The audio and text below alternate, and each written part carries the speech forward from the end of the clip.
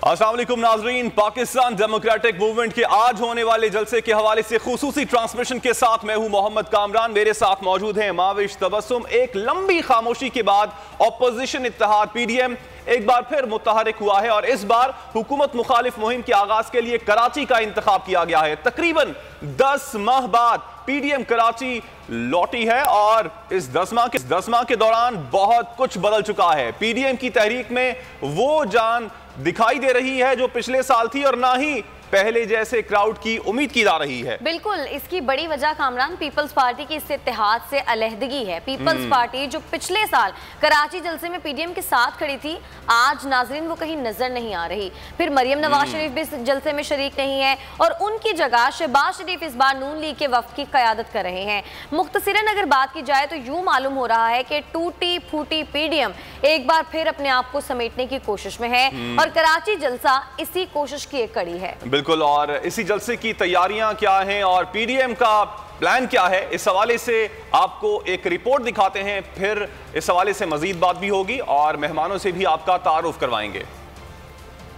वालों और जेयूआई वालों का कराची में पड़ाव। रोशनियों के शहर में सियासी संडे शुरू हो गया। बाग-ए-जना में पंडाल तैयार है। बाग-ए-जना के अतराफ गलियों को रुकावटें खड़ी करके बंद कर दिया गया। जलसे की सिक्योरिटी के लिए 3000 से ज्यादा एहलकार तैनात। जलसे में दाखिली रास्तों पर वॉक थ्रू गेट नस्ब कर दिया गया। पंडाल में सोशल मीडिया और मीडिया के लिए अलग अलग इंक्लोजर बनाए गए हैं। जेयूआई के 3000 रज़ाकार सिक्योरिटी और दूसरी जिम्मेदारी निभाएंगे। पुलिस और रेंजर्स ने भी सिक्योरिटी प्लान मुरतब कर लिया। 25 सीनियर अफसरान और 65 DSP समेत 4000 से ज्यादा एहलकार सिक्योरिटी के फराइज अंजाम देंगे। जबकि पंडाल पुर करने का मिशन भी जेयूआई अरकान के सुपुर्द है। जलसे से कबल सियासी मुहाज गर्म रहा। मौलाना फजलुर रहमान ने प्रेस कॉन्फ्रेंस के दौरान न सिर्फ वफाक पर बल्कि दबे लफ्जों में हुकूमत सिंध को भी निशाना बनाया। हमारा हदफ एक ही है कि मुल्क पर मुसल्लत वफाक में हुक्मरान वो तमाम खराबियों की जड़ है। इसलिए हम पीपल्स पार्टी का महाज जो है उस पर दो जंगें नहीं लड़ना चाहते। मेरे ख्याल में पीपल्स पार्टी का मसला किस्से पारीना बन चुका है, इसको दोबारा अब्बास में न लाएं। शहबाज शरीफ भी जलसे की कामयाबी के हवाले से पुरुमीद हैं। पीडीएम के इजलास के बाद मुतफ़क्का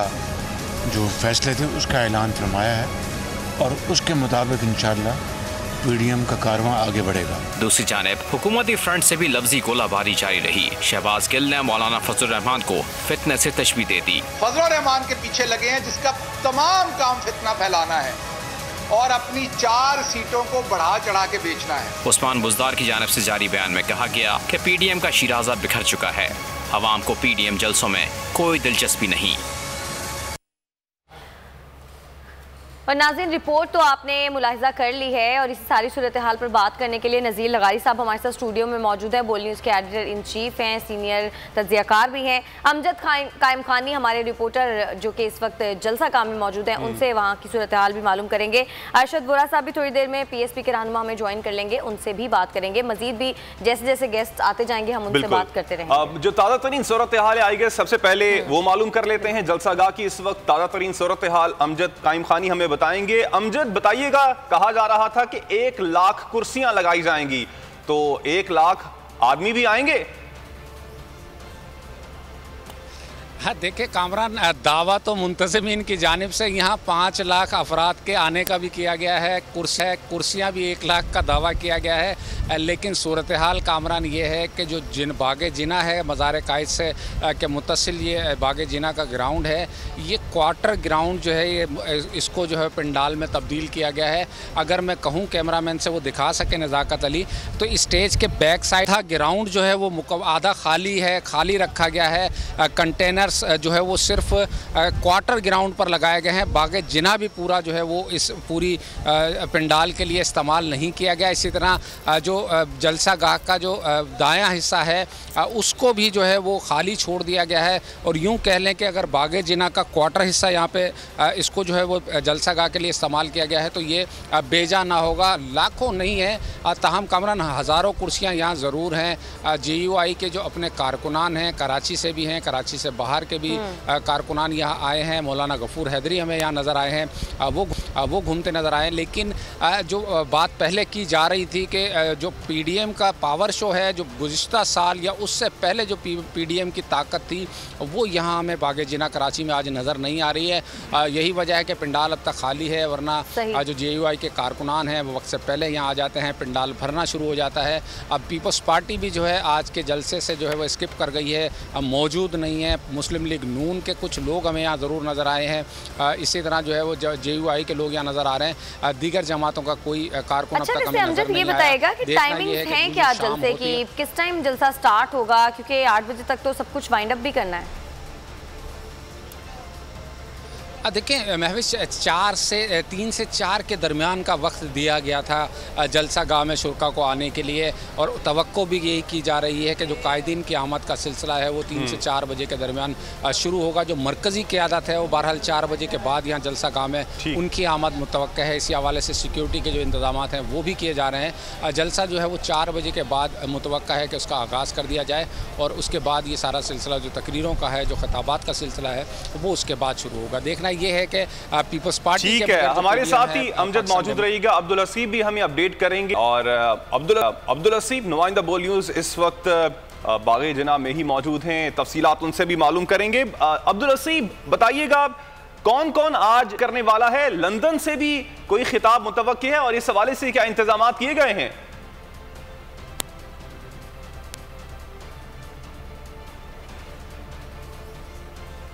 मुकम्मल किए जा चुके, वो 4 बजे के बाद जलसा शुरू होगा, उसके बाद ही कुछ कहा जा सकता है हतमी तौर पे। लेकिन जो इंतजामात टेलीफोनी खिताब के हैं वो भी यहाँ पर किए गए हैं। मुमकिन तौर पर इस बात का हम उम्मीद कर रहे हैं कि जो है वो यहाँ पर लंदन से भी जो है वो खिताब हो जाए। लेकिन जो आज के अहम खिताबात हैं उसमें PDM के सरबराह मौलाना फजलुर रहमान हैं, इसके साथ साथ मियाँ शहबाज शरीफ और PDM में शामिल जमातों के दीगर सरबराहान, उनके खिताबात भी होने हैं। सरप्राइज़ का एलिमेंट यकीनी तौर पर हो सकता है, अगर टेलीफोनी खिताब होता है तो वो सरप्राइज़ एलिमेंट होगा, क्योंकि इस बात का अभी तक बाज़ाब्ता तौर पर ऐलान नहीं किया गया है। अब तक की जो मुंतज़मीन के मुताबिक जो खिताबात हैं वो ऐसे यहाँ कराची में मौजूद जो मरकज़ी कायदीन हैं उन्हीं के ही मुतवक्के हैं। जहाँ तक इंतज़ामात की बात है तो जलसागाह के अंदर इंतज़ामात मुकम्मल कर लिए गए हैं। अब जो जलसागाह से बाहर मुत्तसिल सड़क है शारा कायदीन, वहाँ पर हमें पुलिस की डिप्लॉयमेंट नज़र आ रही है। पुलिस की नफरी हेडक्वार्टर से जो इजाफी नफरी यहाँ पर भेजी गई थी वो यहाँ पर आ रही है, और पुलिस के एहलकार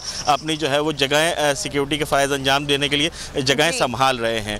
इसके साथ साथ जो मरकजी शारा है उसको कंटेनर लगाकर बंद कर दिया गया है। बात तो मुतवक्के हैं, और इस हवाले से बहुत ज़्यादा इंतजाम भी किए गए हैं कि अगर लंदन से खिताब आए तो उस हवाले से इंतजाम मुकम्मल है। अब्दुल हसीब आप अपडेट कर रहे थे वक्तन फ़वक्तन आपसे, और अमजद कायम खानी से अपडेट्स लेते रहेंगे।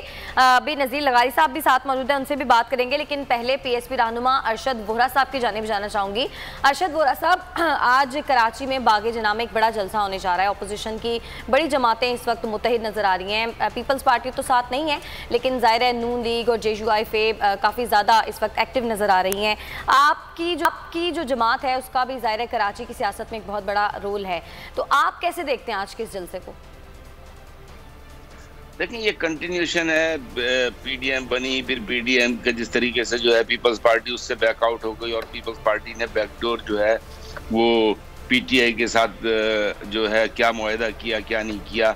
अब वो सिंध उनके हवाले। सिंध में जिस तरीके से आपके सामने है कि 13 सालों से सिंध की आवाम भुगत रही है। सिंध की आवाम ने जिस तरीके से अगर आप देखें 13 साल का दौर, तो 10,000 अरब रुपए से ज़्यादा जो है सिंध गवर्नमेंट को वफाक से मिले। सिंध गवर्नमेंट ने कराची में एक ट्रांसपोर्ट में एक बस का इजाफा नहीं किया। पानी, कराची के पानी में 13 सालों में इजाफा किया। कराची में कचरे का वही हाल है, कराची में सीवरेज का वही हाल है। गर्ज ये कि कोई एक इशू ले लें जिस पे कि हम कह सकें कि कराची को इन्होंने सर्व किया है। कराची को इन्होंने सर्व नहीं किया। कराची को क्या इन्होंने पूरे सिंध के अर्बन और रूरल एरियाज में कहीं पे भी सर्व नहीं किया। और गर्ज ये कि अभी आपने हाल ही में देखा होगा कि एक इन्होंने वर्ल्ड बैंक से कर्ज लेकर जो बंस रोड पे एक पॉइंट बनाया था, उस पॉइंट को भी उन्होंने जो है कर्जा ले रहे हैं वर्ल्ड बैंक से, और वहाँ पे जो है होटलों और रेस्टोरेंटों को को जगह दे दी गई। तो ये सारी 2 नंबरियां हैं। और देखिए मुस्तफा कमाल साहब ने साफ कहा है कि अगर आज का जलसा ये कर रहे हैं तो आज के जलसे में अगर अपोजिशन का किरदार अदा करना है तो आपको सिंध हुकूमत को ललकारना होगा, सिंध हुकूमत को आपको बताना होगा कि सिंध हुकूमत ने 13 साल में जो करप्शन का बाजार लगा रखा है उसको आपको उजागर करना होगा, आवाम को बताना होगा। आज आपने अगर आवाम की आवाज बंद कर पीपल्स पार्टी के खिलाफ बात नहीं की तो फिर यही समझा जाएगा कि ये सारा जो है ये पिंग पोंग वाला गेम चलता रहेगा और आवाम इसमें पिसते चले जाएंगे। ठीक है, अब देखना यह है कि आज पाकिस्तान पीपल्स पार्टी के हवाले से भी और सिंध हुकूमत के हवाले से भी क्या बात होती है इस जलसे में या फिर नहीं होती है। नाज़रीन, नुसरत सहर अब्बासी साहिबा ने भी हमें ज्वाइन कर लिया है, मुस्लिम लीग फंक्शनल की रहनुमाई हमारे साथ ही मौजूद रहिएगा। आपसे पहले मैं चाहूंगा कि नज़ीर लगारी साहब को शामिल गुफ्तगू किया जाए। लगारी साहब, पीडीएम में दमखम है या इन तिलों में तेल नहीं है?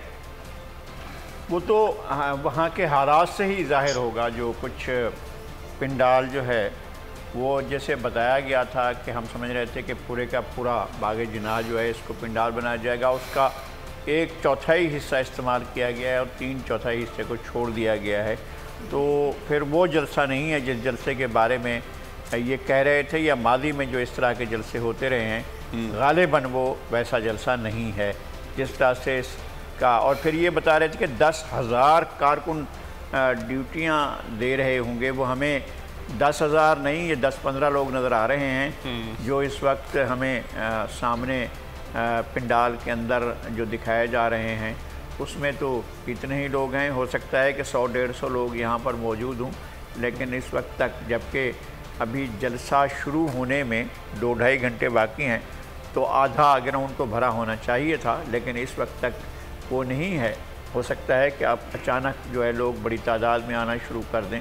तो लगाई साहब, इसकी एक वजह ये भी हो सकती है माइनस पीपल्स पार्टी। सिंध में अगर आपने कोई जलसा करना है और उसमें पीपल्स पार्टी शामिल नहीं है तो क्या वो जलसा कामयाब होगा? पीपल्स पार्टी अपनी एक्टिविटीज़ कर रही है। ठट्ठा में उनने एक्टिविटी की है, उसके बाद बदीन की तरफ गए, फिर टंडो मोहम्मद खान से होते हुए टंडो अला यार पहुँचे हैं और टंडो अला यार में कल उन्होंने 1-2 इवेंट्स किए हैं। तो उनका अपना अंदरून सिंध के मुख्तलिफ अजला में उनका अपना प्रोग्राम है, वो अलग चल रहे हैं। ज़ाहिर है वो पीडीएम का हिस्सा नहीं है और पीडीएम ने उन्हें अपने आप से ख़ुद ही अलग किया है और ये इनकी अपनी ख्वाहिश थी, अपनी मर्ज़ी थी पीडीएम के रहनुमाओं, ख़ास तौर पर मोहतरमा मरियम नवाज़, मियाँ नवाज़ शरीफ और मौलाना फजलुर रहमान की, कि उन्होंने पीपल्स पार्टी को अलग किया। तो अलग करने के बाद के जो भी हालात हैं वो तो इन्हीं को नज़र आ रहे होंगे। मेरा ये ख्याल था कि अरशद वोहरा साहब भी इस वक्त अगर ये एक इत्तेहाद मौजूद है तो उन्हें भी इस इत्तेहाद की तरफ जाना चाहिए था, इससे कोई रब्ता होना चाहिए था ताकि कराची की एक नुमाइंदा जमात के तौर पर वो भी यहाँ पर होते।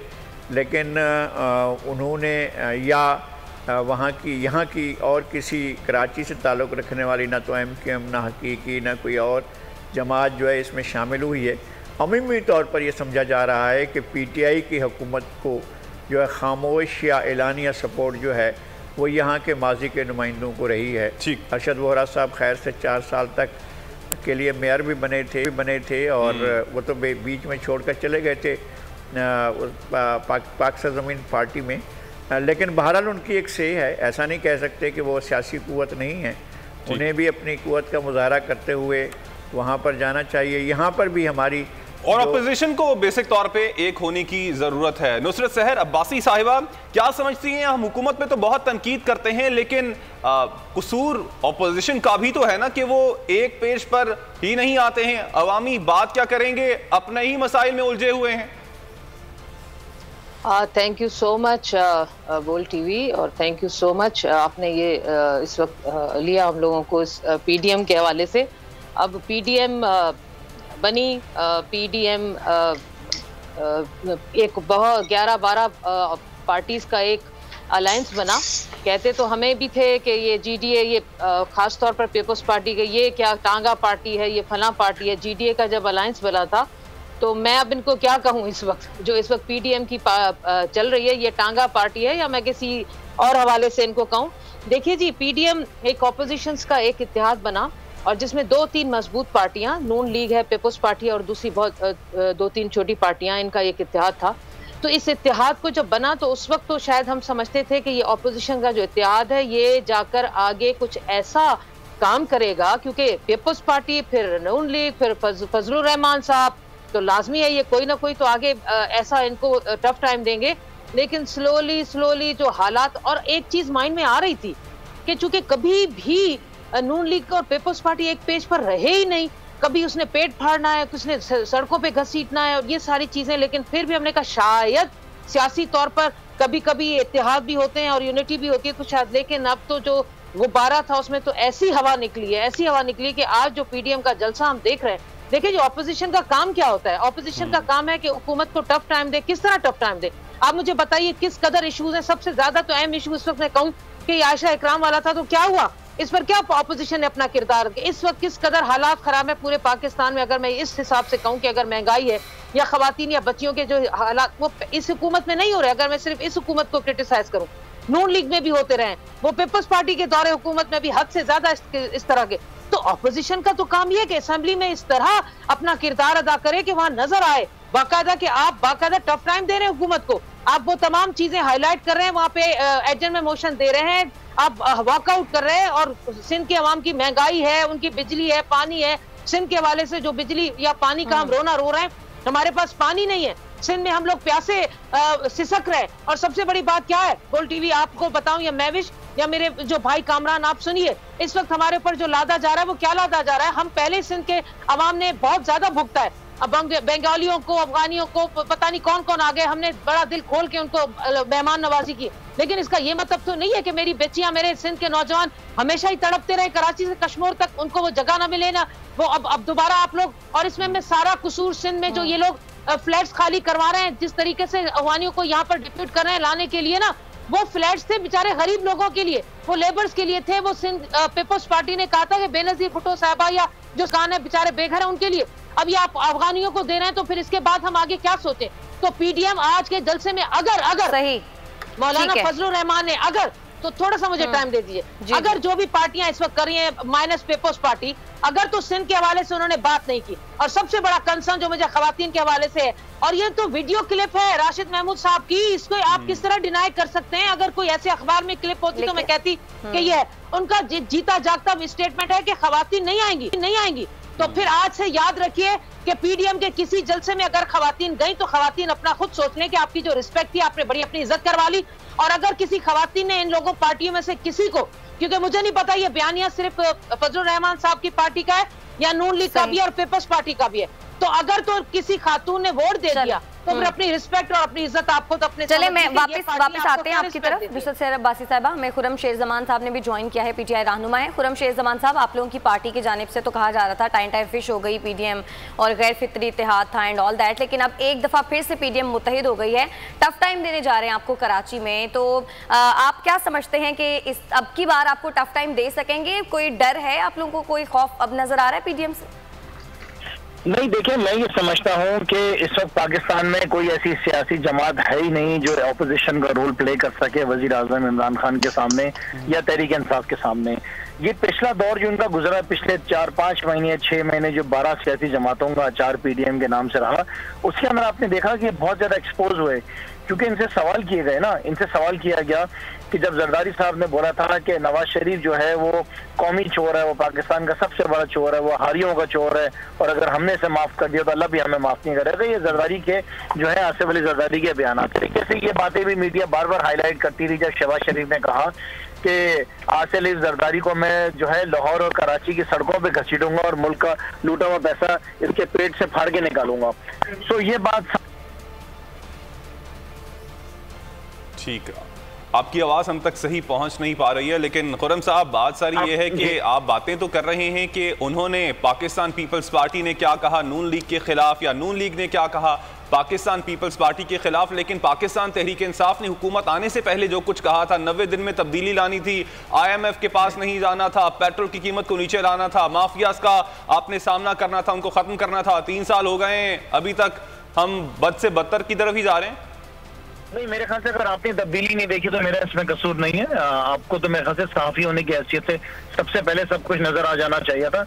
पाकिस्तान की हिस्ट्री के अंदर कभी भी आपकी ऐसी फॉरेन पॉलिसी नहीं रही। पाकिस्तान की हिस्ट्री के अंदर कभी गरीबों को एहसास के जरिए जितना अरबों रुपए दिया गया कभी नहीं दिया गया।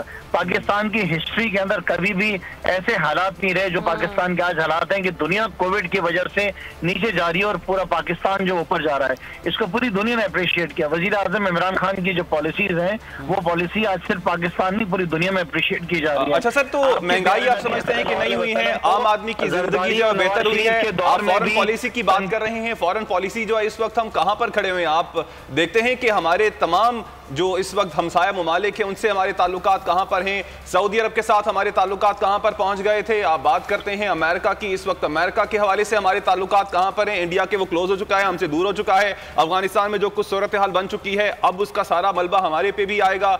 आप देखें कि हमारे पड़ोसियों से जिनके साथ ताल्लुकात हमारे अच्छे होने चाहिए थे, पहले जहां पर थे पहले ही इतने खराब थे, मजीद खराब हो गए।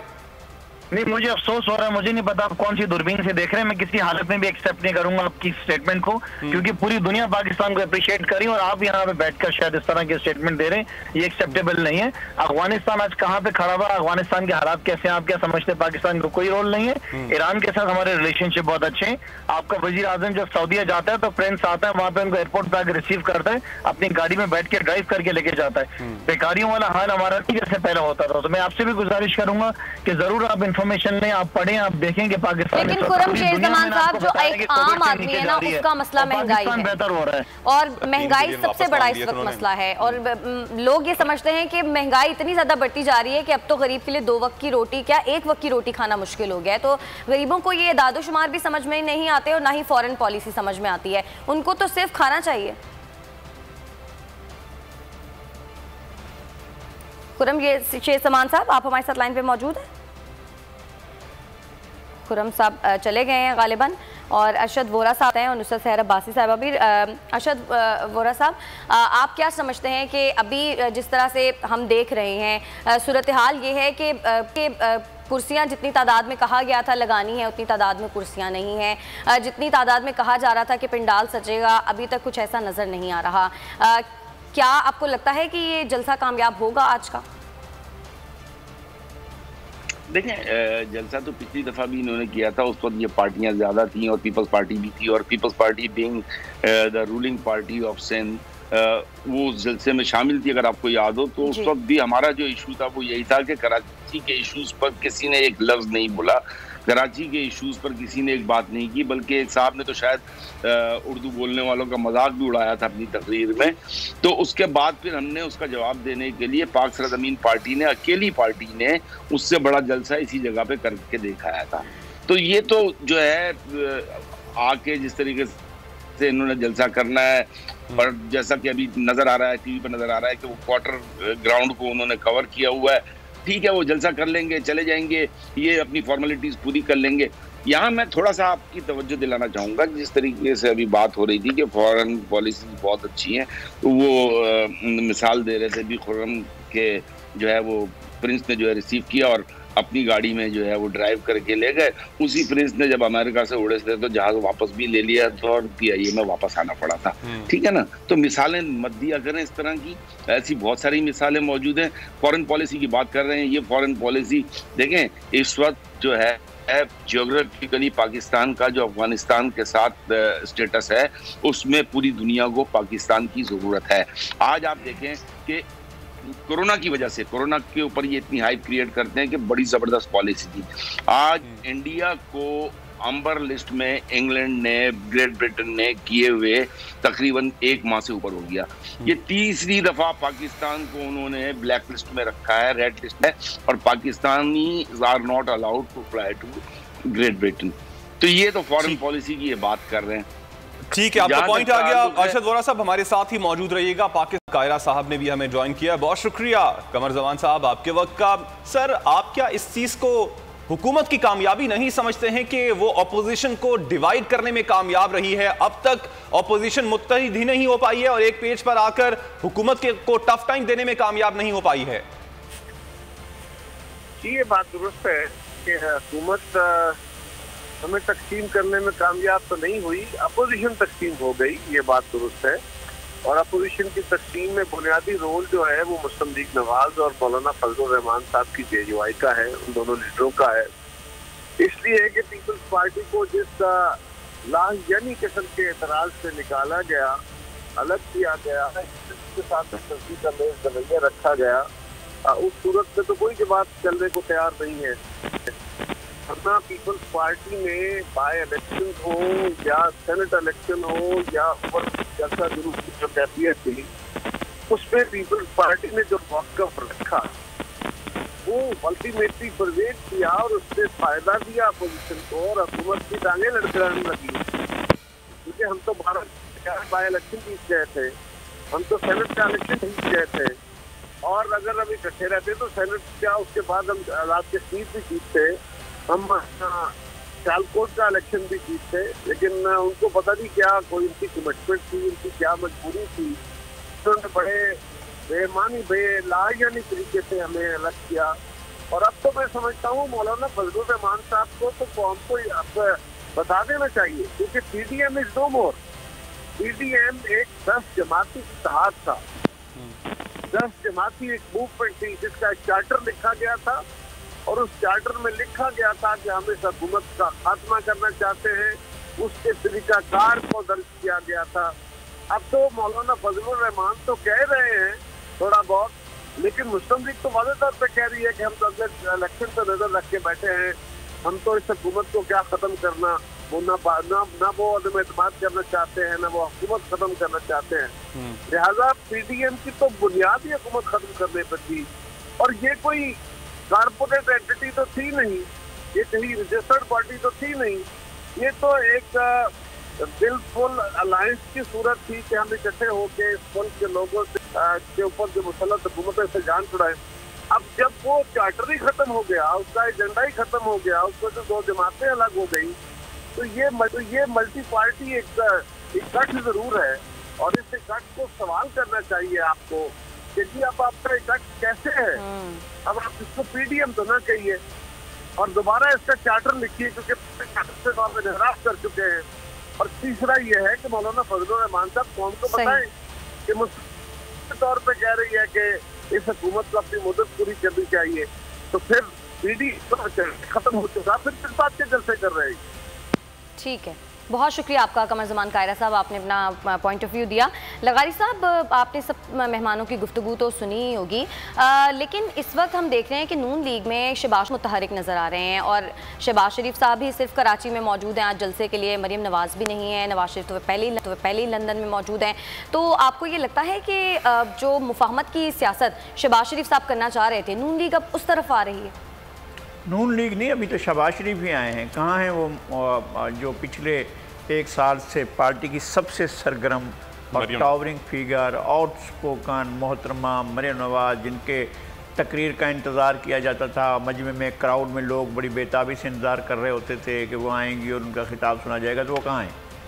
तो वो नहीं है। तो इसका मतलब ये है कि एक मुस्लिम लीग नहीं, 2 मुस्लिम लीगें हैं। और जो शेख रशीद साहब कहा करते थे कि मीम होगी और शीन होगी, तो अब तो मीम और शीन खुलकर सामने आ गए हैं। और या इनको पीछे करने का मतलब ये है कि जो पार्लिमानी ग्रुप के अंदर ऐसे लोग हैं जो चाहते हैं कि आगे चलकर हम मुफाहमत करें और जाकर हम अपने लिए रास्ते साफ़ करें, तो इसका मतलब है उन्होंने नवाज़ शरीफ और मोहतरमा मरीम नवाज़ को एक तरफ कर दिया है। जबकि मोहतरमा मरीम नवाज़ जो हैं वो 2013 से लेकर और अब तक इस कोशिश में रही थी कि शहबाज शरीफ के लिए वो स्पेस ना रखा जाए कि मुस्तकबिल में मुल्क की और पार्टी की क़यादत उनके हाथ में हो। तो इस वक्त वो पार्टी की क़यादत को संभाल चुके हैं।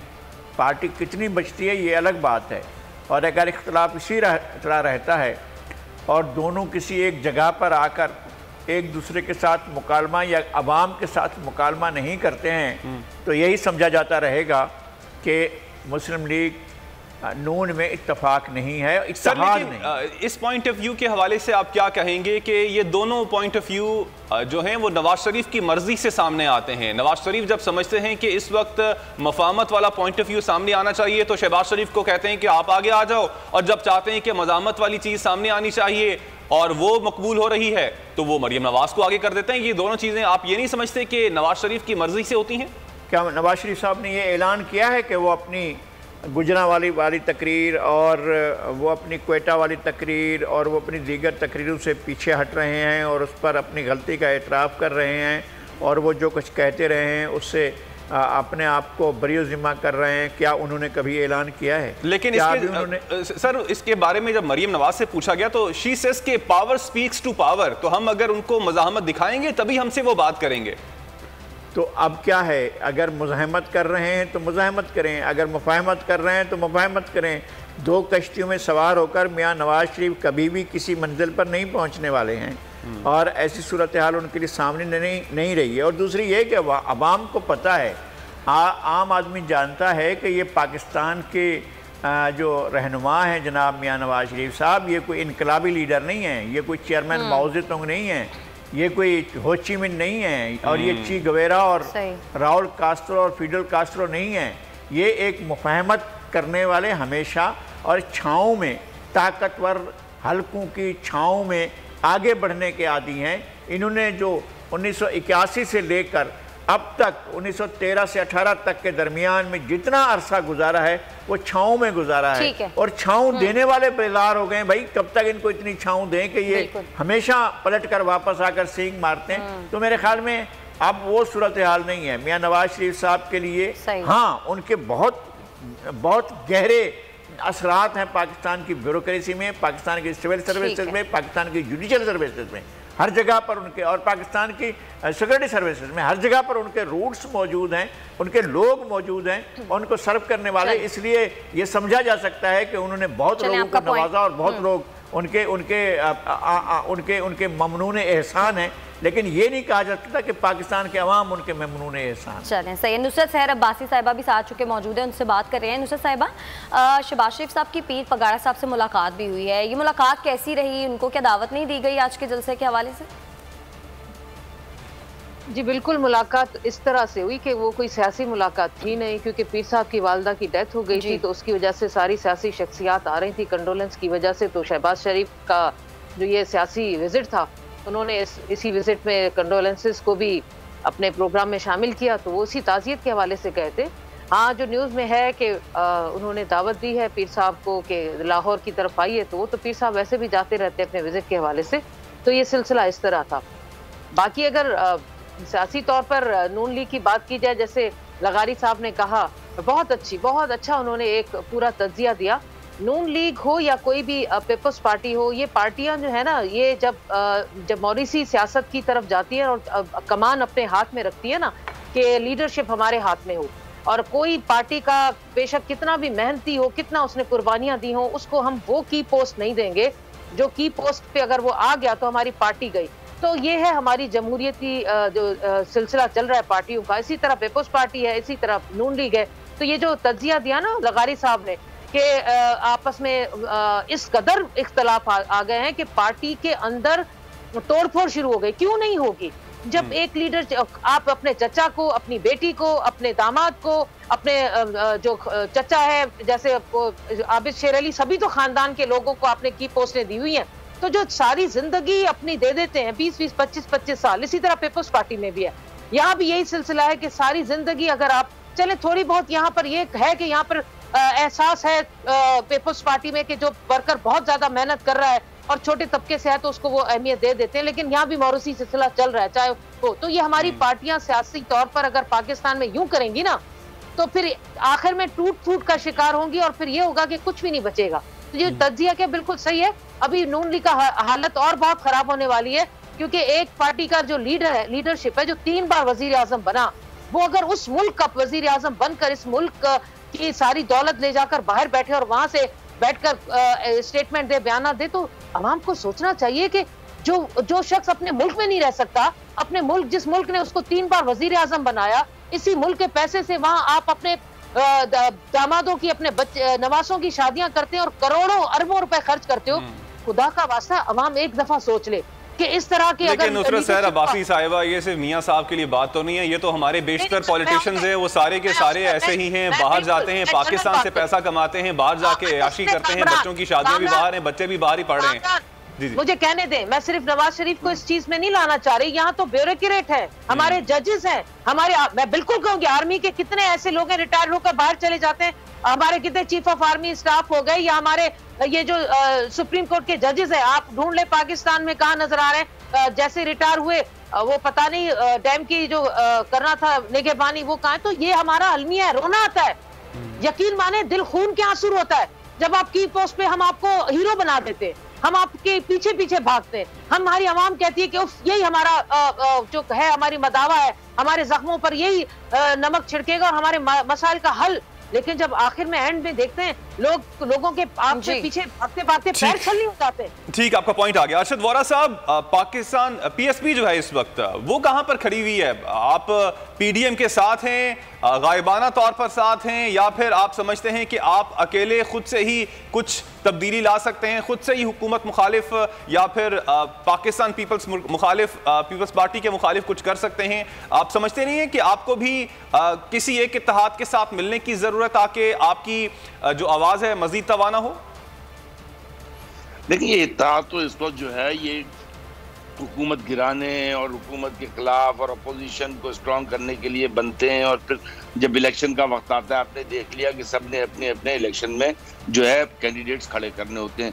तो ये कोई इलेक्शन का इत्तेहाद तो है नहीं। इलेक्शन की तैयारी जो है वो हर पार्टी ने अपनी करनी होती है, जिसके लिए कि पाक सरजमीन पार्टी जो है वो मुकम्मल तौर पर काम कर रही है। जिस तरह अभी कंटोनमेंट के इलेक्शन हो रहे हैं उसमें पूरी पार्टिसिपेशन हो रही है, और आइंदा आने वाले इंतखाबात के लिए भी हमारी तैयारी जो है वो कंटिन्यू है।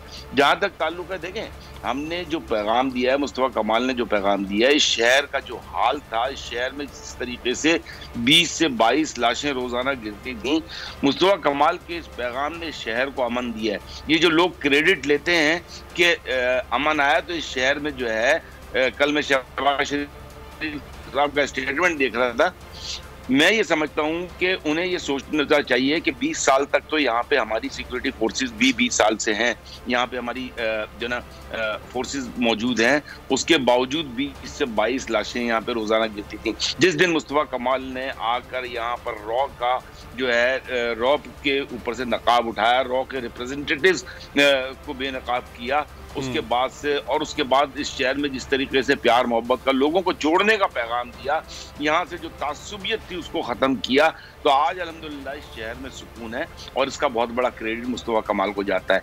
जहाँ तक बात है सर्व करने की, तो इस शहर की 4 डेकेड्स में अगर कोई एक टेन्योर किसी को भी याद आता है, किसी भी पार्टी से पूछ लें, किसी भी पाकिस्तान भर में किसी भी जाके किसी भी शहर के लोगों से पूछ लें, तो कराची के 4 डेकेड्स में सिवाय मुस्तफा कमाल के और कोई दौर किसी को याद नहीं आता कि उस दौर में डेवलपमेंट हुई हो।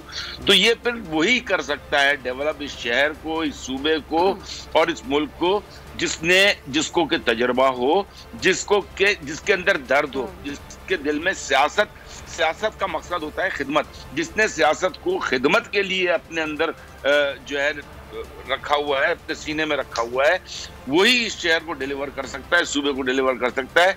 जिसने पैसे को, अभी देखें आपकी पीटीआई के एमएनएस को 15 अरब रुपए मिले। ये अली जैदी साहब ने खुद बताया कि डेवलपमेंट के लिए अपने अपने हलकों में 15 अरब रुपए मिले। क्या इस शहर में कहीं 15 अरब काम नजर आ रहा है? इसी तरीके से 25 अरब रुपए में मंगोपीर रोड और ये जो फ्लाईओवर्स बने नाज़िमाबाद, नॉर्थ नाज़िमाबाद वाले, आप अगर देखें तो वो आज तक उसकी जो है ना वो जो फ्लाईओवर्स है उसके राउंड अबाउट्स नीचे के मुकम्मल नहीं हो सके, उसकी क्रॉसिंग्स मुकम्मल नहीं हो सकी। मंगोपीर रोड जो है 3री दफा बन रही है। मंगोपीर रोड जो कि प्राइम मिनिस्टर के फंड से बनी, अप्रूव शाहिद खाकान अब्बासी साहब करके गए थे और इस हुकूमत ने खर्च किया। ये सारा पैसा खाने के लिए बैठे हुए हैं, चाहे ये इनका गवर्नर हो, चाहे ये सिंध की हुकूमत हो। ये सारे लोगों का मेन ऑब्जेक्टिव जो है वो ये कि किसी ना किसी तरह पैसा बनाए। मैं अभी 15 अरब रुपए कम रकम नहीं होती है, हल्कों में लोगों को नजर आता है। अब लोगों के दिमाग से जो है ना ये तब्दीली आ गई ना। आज जो है तब्दीली, आपने खुद अभी बताया था कि लोगों को 2 वक्त की क्या 1 वक्त की रोटी खाना मुश्किल हो गया है। लोगों को जो है जिस तरीके से प्राइस हाइक्स हो रही हैं, मेरे ख्याल से जितनी तेजी से इसका इंडेक्स बढ़ रहा है, दुनिया में कहीं इसकी मिसाल नहीं मिलती। तो ये तो आज आपका डॉलर जो है आज 166 रुपए से ऊपर हो आपका गया। पॉइंट सर्वाइव करेंगे। मैं आपकी तरफ वापस आऊंगी अरशद वोहरा साहब। लगारी साहब, मैं ये जानना चाह रही थी कि जिस तरह से पीपल्स पार्टी आज के जलसे में शरीक नहीं हो रही, पीपल्स पार्टी का जो पीडीएम के साथ कॉन्फ्लिक्ट था वो अपनी जगह पर मौजूद है, लेकिन पीपल्स पार्टी हमेशा इन हाउस तब्दीली की बात करती है। अगर पीडीएम पीपल्स पार्टी की वाली बात मान लेती है, उनके तहफ़्फ़ुज़ात दूर कर देती है, तो आपको लगता है कि आने वाले दिनों में दोबारा से पीपल्स पार्टी पीडीएम का हिस्सा हो सकती है? नहीं, वो तो पूछा है मुस्लिम लीग नून ने पीपल्स पार्टी से कि अगर हम पंजाब में तब्दीली लेना चाहें तो उसका फार्मूला क्या होगा, और वो पहले पीपल्स पार्टी फार्मूला दे चुकी है। वो इस बात पर भी कह चुके हैं कि अगर हमजा शहबाज को चीफ मिनिस्टर लाना चाहते हैं तो हम उसके लिए भी तैयार हैं, लेकिन ये अपनी हिम्मत बांधें। अगर ये करना चाहते हैं तब्दीली, तो तब्दीली के लिए राह हमवार हो सकती है और सकती है। और अगर मौजूदा हुकूमत का वसीम अकरम प्लस चला जाता है तो उनके पास कुछ नहीं रहता। पंजाब हुकूमत पर सारी हुकूमत खड़ी होती है वफाक की, और पंजाब की हुकूमत अगर चली जाती है और वो नवाज़ शरीफ साहब के पास या शहबाज शरीफ साहब के पास चली जाती है तो फिर हुकूमत तो वहाँ से हट जाती है। उसके बाद अपोजिशन ने सोचना होगा कि उसने कैसी हिकमत अमली बनानी है अगले इलेक्शन के लिए। तो उन्होंने पहले तो ये सोचा था कि हुकूमत को बुरा वक्त देना ही नहीं है। मोहतरमा मरियम नवाज़ ने ऐलान कर दिया था कि हम मज़ीद 2 साल भी इनके साथ काम करने के लिए तैयार हैं, और वो इनके लिए अब ये दूसरा नुक्ता नज़र आया है कि जी अच्छा आप बताएं, फार्मूला बताएं कि किस फार्मूले पर करना चाहते हैं। अभी अगर फार्मूला पीपल्स पार्टी देती है या उनके साथ ये गुफ्तगू होती है या ये मिलकर बैठ तय करते हैं कि हुकूमत को ख़त्म करना है पंजाब में और फिर वफाक में, तो ज़ाहिर है एक फार्मूला होगा और फिर नया फार्मूला होगा। ये पीडीएम नहीं होगी, कोई और पीडीएम होगी। तो आज का जो जलसा है लगाई साहब, इसकी कामयाबी या नाकामी के ऊपर डिपेंड करता है पीडीएम का मुस्तकबिल? नहीं, मेरा ख्याल ऐसा नहीं है। इसके ये जलसा बहुत कामयाब हो जाए तो भी इतना ही कामयाब होगा जितना उन्होंने पिंडाल बनाया है, और अगर नाकाम हो गए तो इससे भी कोई फ़र्क नहीं पड़ता है। सियासी जमातों की कामयाबी या नाकामी किसी एक जलसे के होने या ना होने पर नहीं होती है। तो सर, इस्तीफों की बात जो है इस बार जो की जा रही है मौलाना फजलुर रहमान की जानिब से, अब पाकिस्तान पीपल्स पार्टी भी नहीं है, कुछ लगता है आपको कि ऑपोजिशन की ये जमातें कम से कम माइनस पाकिस्तान पीपल्स पार्टी इस्तीफा दे देंगी? नहीं, वो तो तैयार नहीं है ना। वो कहते हैं पीपल्स पार्टी इस्तीफा दे, तो वो अपने लिए तो तैयार नहीं। उनका मकसद ये था कि सिंध हुकूमत जो है वो चली जाए पीपल्स पार्टी से, वो भी हमारी तरह होकर आ जाए मैदान में, फिर हम साथ मिलकर लड़ते हैं। चलिए लगाई साहब, मुझे इस वक्त लाइव कट की जानिब जाना है। बहुत शुक्रिया। नुसरत सहर अब्बासी साहब हमारे साथ मौजूद थी, अरशद वोहरा साहब मौजूद थे। पाकिस्तान डेमोक्रेटिक मूवमेंट जो है आज पावर शो करने जा रही है। ये पावर शो कितना मौसर होगा, क्या तब्दीली ला पाएगा, आज खिताबात के हवाले से भी बातें की जा रही हैं कि खिताब कौन कौन करेगा आज इस जलसे में, क्या लंदन से भी खिताब होगा, और मरियम नवाज़ के हवाले से भी बहुत से सवाल किए जा रहे हैं कि मरियम नवाज़ साहिबा जो हैं वो क्यों आज जलसे में शामिल नहीं हैं। लगारी साहब, पाकिस्तान डेमोक्रेटिक मूवमेंट अब जितने बड़े दावे कर रही है, इससे पहले पाकिस्तान पीपल्स पार्टी जैसी बड़ी जमात भी उनके साथ शामिल थी। अब पाकिस्तान डेमोक्रेटिक मूवमेंट मौजूदा शक्ल में आपको लगता है कि मौजूदा हुकूमत के खिलाफ कुछ बड़ा कर पाएगी? नहीं, उन्होंने जो ऐलान किया मेरे ख्याल में वो भी मरियम नवाज़ के लिए था कि ख़वातीन जो है वो जलसे में ना आए। ऐसा ना हो कि मरियम नवाज़ आ जाएं और वो आकर जलसे में आएंगे तो ज़ाहिर स्टेज पर आएंगी, तो वो ये नहीं चाहते। तो उन्होंने बाकायदा ऐलान किया जी ख़वातीन को नहीं आने देंगे या ख़वातीन नहीं आएंगी। तो वो मरियम नवाज़ का रास्ता रोकने के लिए था। मेरा ख्याल ये है कि मरियम नवाज़ का एक रोल पाकिस्तान की सियासत में इस्टेब्लिश हो चुका है और वो करेंगे अपना रोल अदा, और बदकिस्मती से उनको रोल ना उनके वालिद ने अदा करने दिया है ना उनके चचा ने अदा करने दिया है। और इन दोनों के आपस की जो चश्मक, चपकलिश और जो इन आपस की जो नाराज़गियाँ, राज़ियाँ, मोहब्बतें, प्यार सब कुछ के होते हुए मरियम नवाज़ को वो स्पेस नहीं मिला जो उन्हें मिलना चाहिए था। और जिस तरह से लाताल्की दिखाई थी जनाब शहबाज शरीफ ने कश्मीर के अंदर, बिल्कुल अकेला छोड़ दिया था। सिर्फ वो मरियम औरंगज़ेब और परवेज़ रशीद साहब उनके साथ चल रहे थे और कोई लोग भी वहाँ नहीं गए थे। अगर वो कैंपेन जिस तरह से क्राउड ले रही थी, मरियम नवाज़ ने बहुत बड़ा क्राउड लिया कश्मीर के अंदर, और बिलाशुबा इतना बड़ा क्राउड जो है वज़ीर आज़म ने भी नहीं लिया। इतना बड़ा क्राउड लेने के बाद इतने मायूस कन जो नताइज आए थे, उसमें बहरहाल ये समझा जाना चाहिए कि पाकिस्तान मुस्लिम लीग नून मरियम नवाज़ के अलावा वो जो है वो साथ नहीं थी। अगर वो साथ होती तो नताइज मुख्तलिफ हो सकते थे। मरीम नवाज़ का साथ नहीं दिया गया, और फिर तासुर ये दिया गया कि मरीम नवाज़ की वजह से ये सब कुछ हो रहा है। हालांकि मरीम नवाज़ की वजह से पार्टी जो है वो अब तक इंटैक्ट रही थी, एक साथ रही थी। पार्टी के अंदर जो इत्तेहाद यकजहती थी वो मरीम नवाज़ की वजह से थी। मरीम नवाज़ ने तमाम लोगों को एक्टिव किया हुआ था। वो किस तरह से, आपको पता है जब शेखुपुरा गई, उनके जो जावेद लतीफ़ साहब अरेस्ट हुए थे, क्या उनके वो थे MNA, उनके गिरफ्तार होने के बाद वो जिस तरह से गई थी और जिन हालात में वो पहुंची थी, और जिस तरह से आपको पता है जिस वक्त सब कुछ उलट चुका था, तो उस वक्त जब मंडी बहाउद्दीन पहुंची थी तो रात के क्या वक्त हो रहा था और किस तरह लोग क्राउड की सूरत में आए थे। तो मरीम नवाज़ ने क्राउड को अपने साथ लिया था और पार्टी वर्कर्स को अपने साथ लिया था और पार्टी के पार्लियामेंटेरियंस को अपने साथ लिया था, इलेक्टेबल्स को साथ रखा था, इंटैक्ट रखा था।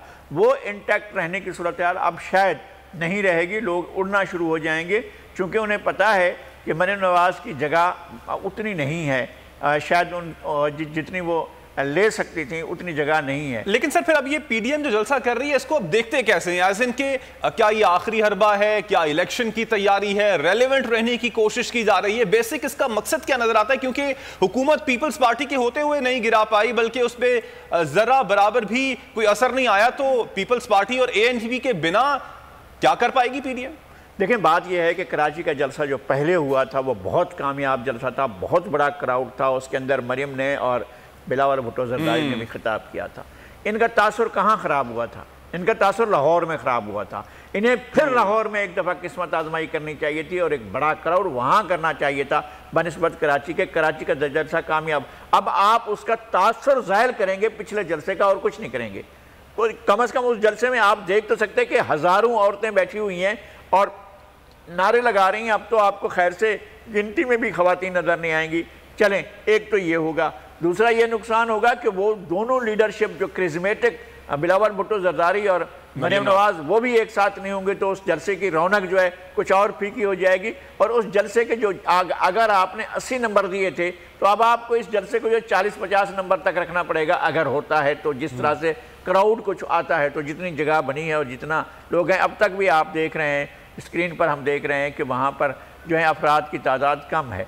और अभी जलसा शुरू होने में तकरीबन 2 घंटे जो बता रहे हैं, 2 घंटे बाकी हैं, तो अभी तक तो कुर्सियां वैसी की वैसी पड़ी हुई हैं और ये आगे भी जा सकता है। लेकिन सर अब एक और चीज़ है, अब मियां नवाज शरीफ का खिताब आप एक्सपेक्ट करते हैं आज? क्योंकि अगर मरियम नवाज नहीं है और वो मज़ाहमत वाली शायद पॉलिसी आज नहीं अपनाई जाएगी, तो मियां नवाज शरीफ का खिताब भी क्या आप एक्सपेक्ट करते हैं? और उनका ना होना वो कितना मानी रखता है? एक तो ये है कि अगर वो तकरीर करते हैं और अपने साबिक बयानिया से रिट्रीट करते हैं और वापस होते हैं और उस पर कोई माजरत का इजहार करते हैं, तो ये 100 प्याज के बाद जो है वो 100 रुपये देने वाली बात होगी।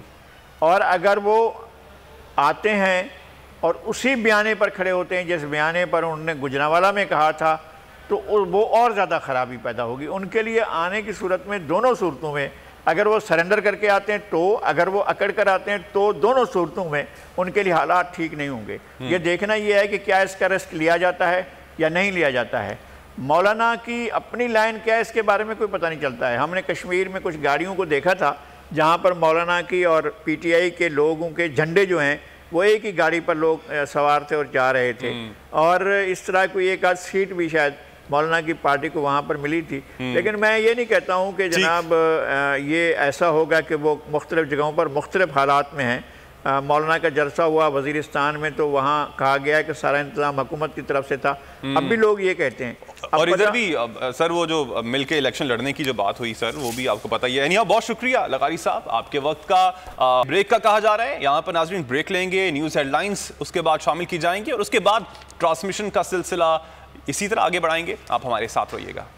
और पाकिस्तान डेमोक्रेटिक मूवमेंट आज पावर शो कर रही है कराची में, और बाग़े जिना में ये पावर शो किया जा रहा है। कहा यही जा रहा है कि 1 लाख से ज़ायद कुर्सियां लगाई जाएंगी और लाखों अफराद की आमद मुतवक्के है। 10,000 से ज़ायद ये कहा गया JUIFA की जानिब से कि सिर्फ सिक्योरिटी के एहलकार आज फ़राइज़ सर अंजाम देंगे। अमजद कायम खानी से इस वक्त ताज़ा तरीन सूरत हाल मालूम कर लेते हैं। बाग़े जिना में ही वो मौजूद हैं। अमजद बताइएगा, 4 बजे के हवाले से कहा जा रहा था कि खिताब हो गए, खिताबात का सिलसिला शुरू हो जाएगा। इस वक्त मंजर कशी कीजिएगा पिंडाल की, कितने लोग आ चुके हैं? कामरान देखिए, वक्त तो 4 बजे का मुकर्रर है जलसे के हवाले से, लेकिन अब कारकुनान की आमद का यहाँ सिलसिला शुरू हो चुका है।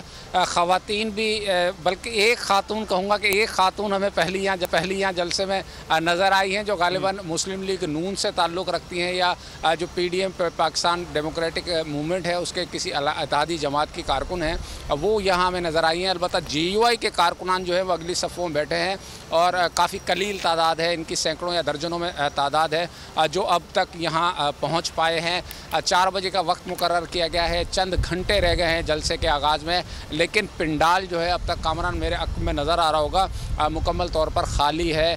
कारकुनान की आमद के हवाले से बताया ये जा रहा है कि कारकुनान जो हैं वो मुख्तलिफ़ रैलियों और टोलियों की शक्ल में जो है वो जलसा गार की जानिब रवा दवा हैं और अब से कुछ देर बाद जो पिंडाल है वो भरना शुरू हो जाएगा, जिसके बाद तकरीबन 4 बजे के बाद जो है ये कहा जा रहा है, तवक्को की जा रही है कि जलसे का आगाज़ कर दिया जाएगा। मरकज़ी कायदीन इस जलसे से खिताब करेंगे और शाम का वक्त हो चला, शाम का वक्त जब हो जाएगा उसके बाद ये जलसे का आगाज़ किया जाएगा।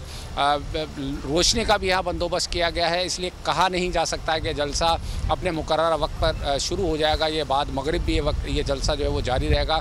ताहम पाकिस्तान डेमोक्रेटिक मूवमेंट का जो आज कराची में पावर शो है उसके हवाले से शहर में जोशो खरोश है और मुख्तलिफ़ सड़कों को जो इस हवाले से खुसूसी इंतजाम किए गए हैं, कैंप लगाए गए हैं मुख्तलिफ़ इत्तेहादी जमातों की जानिब से। शहर भर में एक हफ़्ते कबल ही जो इस हवाले से बैनर आवेज़ा कर दिए गए थे।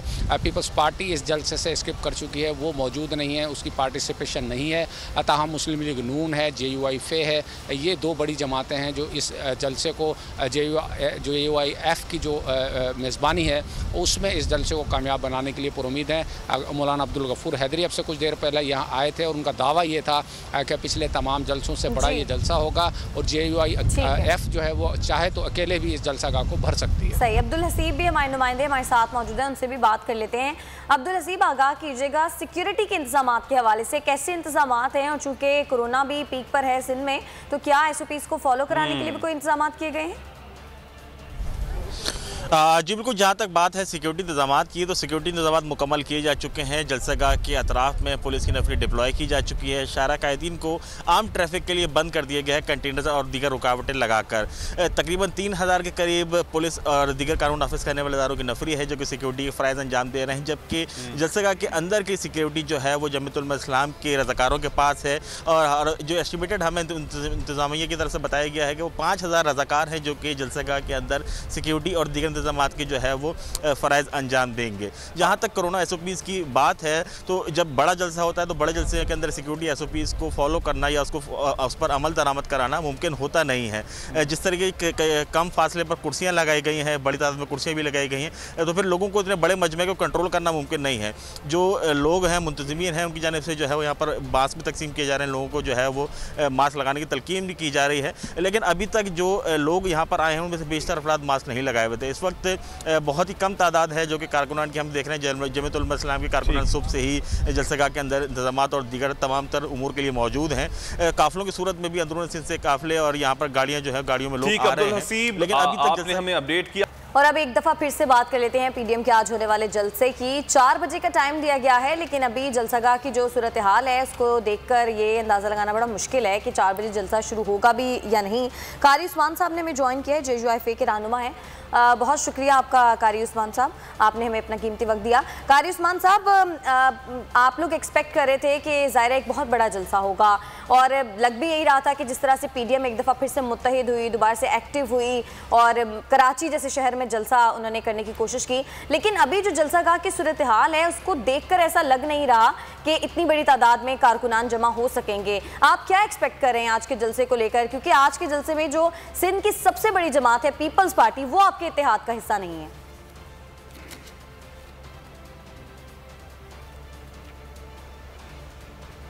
जी कारी उस्मान साहब। जी जनाब, आपकी आवाज रुक गई, वो हल्की है आपके, क्या फरमा रहे हैं साहब? आज कराची के अंदर JUI-FE की मेजबानी में जलसा होने जा रहा है, एक्सपेक्टेशंस क्या हैं? क्या समझते हैं? 4 बजे का टाइम दिया गया है, इतने लोग आ जाएंगे 4 बजे तक जितने आप एक्सपेक्ट कर रहे हैं? जी बिल्कुल, इंशाल्लाह। हमारे अभी आप देख रहे हैं हमने टाइम 4 बजे का दिया है और लोग वो आना शुरू हो गए हैं। तो आप देखेंगे इंशाल्लाह ताला जो हमने हदफ दिया है और जो हमने कहा है उसके ऐन मुताबिक बल्कि उससे कई गुना ज्यादा ये जलसा हमारा कामयाब होगा। इससे पहले जो जलसा हुआ था कराची में, पाकिस्तान पीपल्स पार्टी भी उस वक्त पीडीएम का हिस्सा थी और बहुत बड़ा जलसा था। एक्सपेक्ट करते हैं कि उससे बड़ा जलसा आज आप कर पाएंगे? इंशाल्लाह जी, आप अभी देखेंगे तो बहुत जल्द आपको अंदाजा हो जाएगा कि हमारा जलसे, हमें वैसे जलसों में किसी की जरूरत नहीं पड़ती है और हम तो अकेले जमीयतुल इस्लाम के नाम से लाखों के इज्तिमा कर चुके हैं और आज भी हम साबित करेंगे कि इंशाअल्लाह ताला हमारा आज का जलसा जो कराची का पीडीएम के नाम से जो आज का जलसा होगा वो कराची के तारीखी जलसों में से एक बहुत बड़ा जलसा होगा जी। अच्छा, एक और कारी साहब बात बताइएगा, पाकिस्तान पीपल्स पार्टी सिंध हुकूमत की हुक्मरान जमात है। आप समझते हैं कि सिंध के अंदर जो इस वक्त हालात हैं वो बेहतर हैं, वो बहुत अच्छे हैं, और अगर वो आपकी नजर में अच्छे नहीं हैं तो आज का जलसे में पाकिस्तान पीपल्स पार्टी के हवाले से भी बात होगी? देखें जी, हालात तो ठीक नहीं है और सूबे में जो है, जो सूबा भर की सूरत हाल है, कराची की सूरत हाल है, खुद लाड़काने की सूरत हाल है, बड़े बड़े शहरों की सूरत हाल है, वो हमसे ज्यादा आपके कैमरे के सामने है। लेकिन चूंकि इस वक्त हमने अपोजिशन पे हमले नहीं करने हैं, हमारा सबसे जो मेन हदफ है वो इमरान खान की नाजायज और सेलेक्टेड हुकूमत है और फिर इस 3 साल दौर में जो तारीख की बदतरीन महंगाई हुई है या बदमनी और पूरे मुल्क के तमाम इदारे जाम हो रहे हैं, इन हालात में चूंकि हमारा हदफ जो है वो इमरान खान की नाजायज हुकूमत है, लिहाजा हम उसी को फोकस करेंगे। ठीक है, चलें कारी उस्मान साहब साथ ही मौजूद रहेगा। एमक्यूएम पाकिस्तान के रहनुमा रेहान हाशमी साहब ने भी हमें ज्वाइन किया, उनका भी मौक़िफ़ लेते हैं। रेहान हाशमी साहब, इस वक्त मुल्की सियासत का जो रुख है वो कराची की तरफ है। एक बड़ा जलसा आज पीडीएम यहाँ पे करने जा रही है जिसमें पीपल्स पार्टी शामिल नहीं है। एमक्यूएम पाकिस्तान कहाँ स्टैंड कर रही है, किसके साथ है? पीडीएम इत्तेहाद की तरफ है आपका रुख, या फिर आप विफाकी हुकूमत की तरफ, या पीपल्स पार्टी की तरफ, या फिर एमक्यूएम का अपना एक मौक़िफ़ है? बिस्मिल्लाहिर्रहमानिर्रहीम। देखें, कराची हमेशा से पाकिस्तान के सियासी मंजरनामे में एक कलीदी किरदार अदा करता रहा है, बावजूद इस बात के कि जो दर्जनों सियासी रेहान हाशमी का राब्ता हमसे मुंता है। कारी उस्मान साहब, आपकी जानिब वापस आना चाहूँगा। अच्छा, रेहान साहब ने हमें ज्वाइन कर लिया है। रेहान साहब, अब एमक्यूएम पाकिस्तान जो है वो इत्तेहादी भी है। अब समझते हैं कि जो विफाक के अंदर इस वक्त हुकूमत है पाकिस्तान तहरीक इंसाफ की, वो सही परफॉर्म कर रही है और एमक्यूएम को इत्तेहाद में ही रहना चाहिए? देखिए, पहली बात तो ये है कि पार्लियामेंट मौजूद है और जो भी जमहूरी डायलॉग होता है उसको डायलॉग को कंडक्ट करने की जगह पार्लियामेंट होती है, वो सूबाई सतह पर हो या वफाकी सतह पर हो। तो और जब ये मुज़ाहमत की सियासत सामने आना शुरू हो तो इसका मतलब है पार्लिमानी निज़ाम हुकूमत से आपका एतमाद खत्म हो गया है। पहले तो फिर ये बात तय कर लें कि आप पार्लियामेंट को डिबेट की अमाजगा नहीं समझते।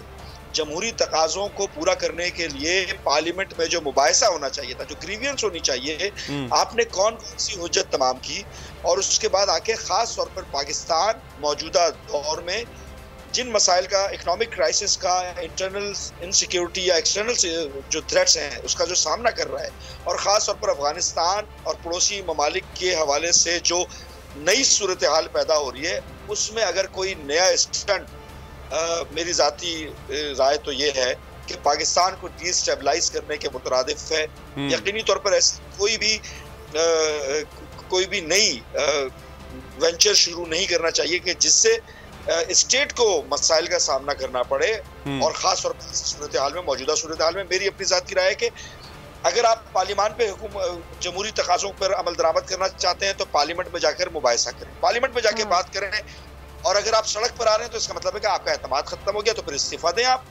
और आप फिर अपनी पॉलिटिकल स्ट्रगल शुरू करें, लेकिन उसके लिए कोई आपके पास जस्टिफिकेशन होनी चाहिए, आपके पास जवाब होना चाहिए। आपके सिर्फ इसलिए कि इमरान खान पसंद नहीं है, चले हमारे भी बहुत तो रेहान साहब वैसे आपको लगता क्या है, क्या समझते हैं, आपका एनालिसिस क्या है? पीडीएम जो है अब दो बड़ी जमातें, बल्कि एक बड़ी जमात कह लें, एक छोटी जमात कह लें, वो अब पीडीएम का हिस्सा नहीं है, एएनपी और पाकिस्तान पीपल्स पार्टी। तो अब इस सूरत हाल में, इस सर्कमस्टांसेस में भी पीडीएम अगर जलसा करती है तो इसके पीछे आपकी नजर में मकासद क्या हो सकते हैं? देखिए, जलसा करना जमहूरी अदवार में इनका हक है, जलसे करें, लेकिन उन जलसों को आप शो ऑफ पावर करना चाह रहे हैं, चले वो भी करें, लेकिन उसके कुछ मकासद, उसके एजेंडा सेट होते हैं। इनका तो वाज़ेह तौर पर रोज़े अव्वल से एक एजेंडा था, डिस्टेबलाइज करना और री इलेक्शन कराने की तरफ जाना, जो मेरी अपनी इख्तरा है, जो मैं समझ पाया हूँ। अच्छा, अब इलेक्शंस को कंडक्ट कराना, हुकूमत से इस्तीफे का मुतालबा करना और टेन्योर मुकम्मल होने से पहले हुकूमत को, जो मौजूदा हुकूमत है, बहुत सारी रिजर्वेशंस हमारी भी हैं इलेक्शंस प्रोसीजर्स के ऊपर, और उसको एक टेन्योर मुकम्मल करने से पहले उसको ख़त्म करके री इलेक्शंस की बात करना, तो ये दानिशमंदी नहीं है, ये बल्कि डिस्टेबलाइज करने के मुतरादिफ है। आगे वाले दिनों में, आने वाले दिनों में आप भी तैयारी करें, इलेक्शंस में आए। और अगर ये इस तरह का था तो आप पहले खामोश क्यों थे? क्या पाकिस्तान में जो आपके चंद ग्रीवियंस हैं पहले नहीं होता रहा? तो पहले आप हिस्सा क्यों बनते रहे? अगर आप पहले हिस्सा बने तो आज क्यों हिस्सा नहीं बन पा रहे? तो आपका इंटरेस्ट था पहले, वो मकासद, वो इंटरेस्ट आपके अभी पूरे हो जाएं तो शायद आपकी ये तमाम जलसे जलूस ये सारे ख़त्म कर दें आप। तो मेरी अपनी राय तो ये है कि हुकूमत को ये प्रेशर देना चाहते हैं और प्रेशर देकर वो मुतालबात जो कि इनके माजी में पूरे हुआ करते थे वो अभी पूरा करवाएं। देखें, बहुत सारी चीज़ों पे मौजूदा वफाकी हुकूमत से हमारी रिजर्वेशन थी जिसका हमने बरमला इज़हार किया, उसमें हमारे अपने नुकात थे। हमने कॉलिजन किया फेडरल गवर्नमेंट से, यानी कि पीटीआई की गवर्नमेंट से, और उस कॉलिजन के कुछ शराइत थे, वो नुकात थे हमारे। कराची पैकेज था, एमक्यूएम के ऊपर किए जाने वाला सितम था, और हमारे लीगल दफातर को खोलने का मामला था, और इस तरह के दीगर मसाइल थे जो बहुत संजीदगी के साथ हमने उस पर डायलॉग किया। और वो जब हम चीज़ें पूरी नहीं हो रही थी तो उसमें हमने अपना इजहार बरहमी भी किया, और उसके बाद में डायलॉग भी हुए। देखिए, जमहूरी निज़ाम हुकूमत में आपको डायलॉग करना पड़ता है। आप पहले मरहले से उछल कर आप छठे या सातवें मरहले पे चले जाएं तो ये दानिशमंदी नहीं है। और मैं फिर से रिपीट करूंगा कि खास तौर पर ऐसी सूरत हाल में जो कि आज मौजूदा दौर में खित्ते के हवाले से, इंटरनल पाकिस्तान की सिक्योरिटी के हवाले से जो हो रही है, उसमें मेरा ख्याल है गैर मुनासिब तर्ज अमल है और इस तरह प्रेशराइज नहीं करना चाहिए। आपके पास पार्लियामेंट मौजूद है, पार्लियामेंट में जाके बात करें। बिल्कुल, कारी उस्मान साहब, जिस तरह से अभी बात कर रहे हैं रेहान हाशमी साहब के, पार्लियामेंट जाहिर एक फोरम है, मैंने बड़े गौर से सुना है जी। तो कारी साहब, वैसे आप पार्लियामेंट पे क्या एतमाद खो बैठे हैं, और अगर खो बैठे हैं तो आप क्या इस्तीफे देंगे? मैं गुजारिश ये है कि हम इस्तीफों का मुतालबा कर रहे हैं, हम हुकूमत से मुस्ताफी होने का मुतालबा कर रहे हैं, और खुद भी जब वो मरहला आएगा तो हम भी पहल करेंगे। लेकिन मैं ये बात कहूँगा कि इस वक्त जो रेहान हाशमी साहब ने माशाल्लाह अदीब भी हैं, आले लिसान भी हैं, बड़े अच्छे अंदाज में गुफ्तगू फरमाई है, लेकिन अगर वो फरमाए, मैं भी इस शहर में 1975 से 74 से उनके सियाह पे रह रहा हूँ, मुझे वो बताएं कि आज तक उन्होंने कौन हम जो अमल आज कर, इससे तो कई गुना ज्यादा रेहान हाशमी साहब और उनकी जमात कर चुके हैं। क्या ये सब कुछ वो भूल चुके हैं? मैं ज्यादा कुछ नहीं कहूंगा, मैं उन्हें ही गवाह बनाऊंगा कि उन्होंने रोज़े यौम तासीस से आज तक क्या किया है, और इस वक्त मौजूदा 3 साल में वो क्या कर रहे हैं। उनकी मजबूरी होगी, उनकी कमजोरी होगी, हमारी कोई मजबूरी नहीं है।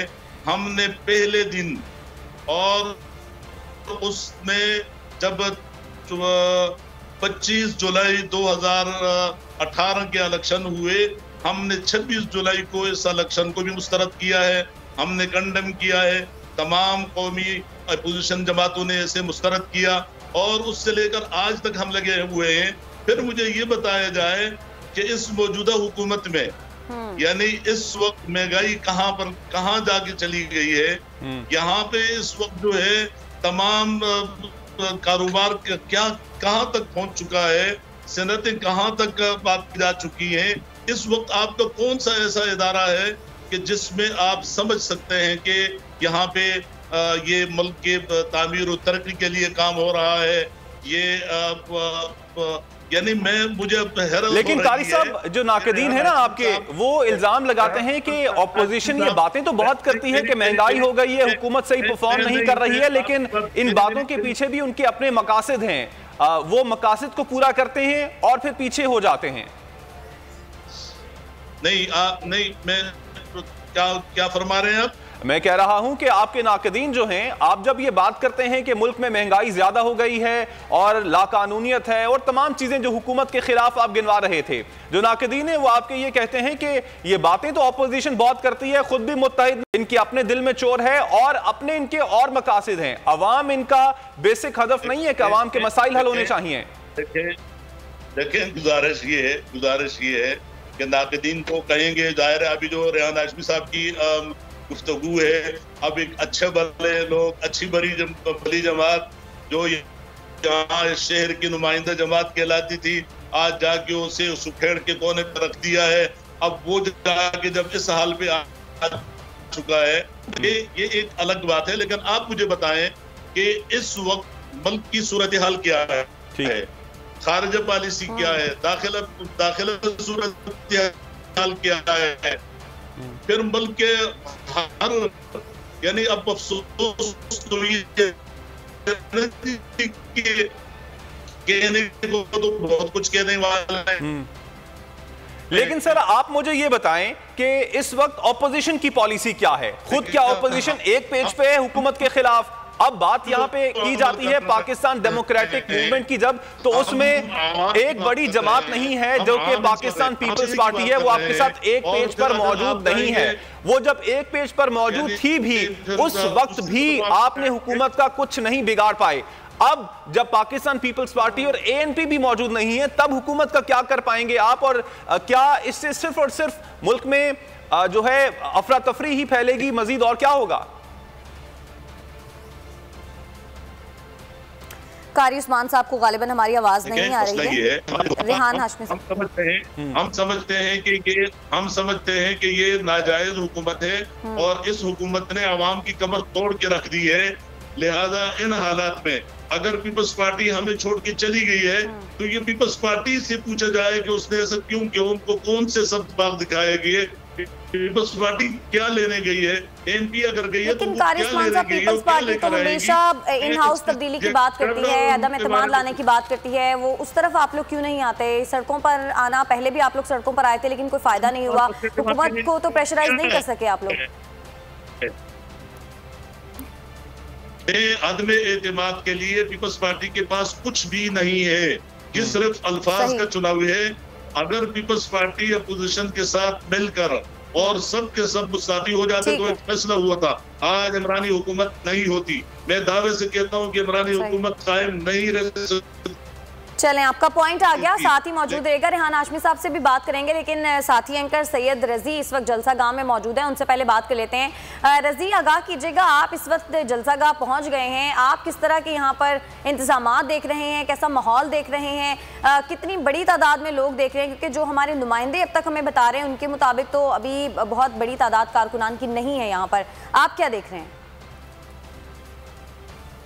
देखें जी, बिल्कुल आज पाकिस्तान डेमोक्रेटिक मूवमेंट की जानिब से शहर कायद में बाग़-ए-जिन्ना में जो है वो पावर शो का मुजाहरा किया जा रहा है और जो बाकायदा टाइम दिया गया था जलसे के आगाज़ किया था 4 बजे का, लेकिन यहाँ पे कारकुनान की आमद का सिलसिला जारी है। स्टेज बन चुका है, तैयारियाँ तमाम तर मुकम्मल हैं, हज़ारों की तादाद में कुर्सियाँ यहाँ पर लग चुकी हैं। मेरे अक़ब में आप देख सकते हैं कि स्टेज तैयार किया है और ख़ासा बड़ा ये स्टेज है, 80 फीट चौड़ा और तकरीबन 25 फीट ऊंचा ये स्टेज बताया जा रहा है, जो कि इस जलसे के लिए तैयार किया गया है। और यहाँ पर पीडीएम के कायदीन जो है वो खिताब खिताब करेंगे, जिसमें मुस्लिम लीग नून के सदर शहबाज शरीफ, इसके अलावा जमीयत अहले हदीस के सरबरा प्रोफेसर साजिद मीर और इसके अलावा मुख्तलिफ जमातों के रहनुमा जो हैं वो यहाँ पर खिताब करेंगे। लेकिन इस बार थोड़ा मुख्तलिफ ये, इससे कबल हमने देखा कि PDM की जानिब से 18 अक्टूबर 2020 को कराची में एक पावर शो का जो है वो मुजाहरा किया गया था, लेकिन उसमें पीपल्स पार्टी और AN भी मौजूद थी। पीपल्स पार्टी और ANP जो थे वो इस इत्तेहाद का हिस्सा थे, लेकिन इस बार ये चीज़ मुख्तलिफ है। पीपल्स पार्टी और ANP इस इत्तेहाद का जो है वो हिस्सा नहीं है। अब देखना ये है कि क्या PDM जो है वो पिछले पावर शो की तरह इस पावर शो में जो है वो उसी तरह अफरादी कुव्वत का जो है वो मुजाहरा कर सकती है या नहीं कर सकती, ये वक्त बताएगा।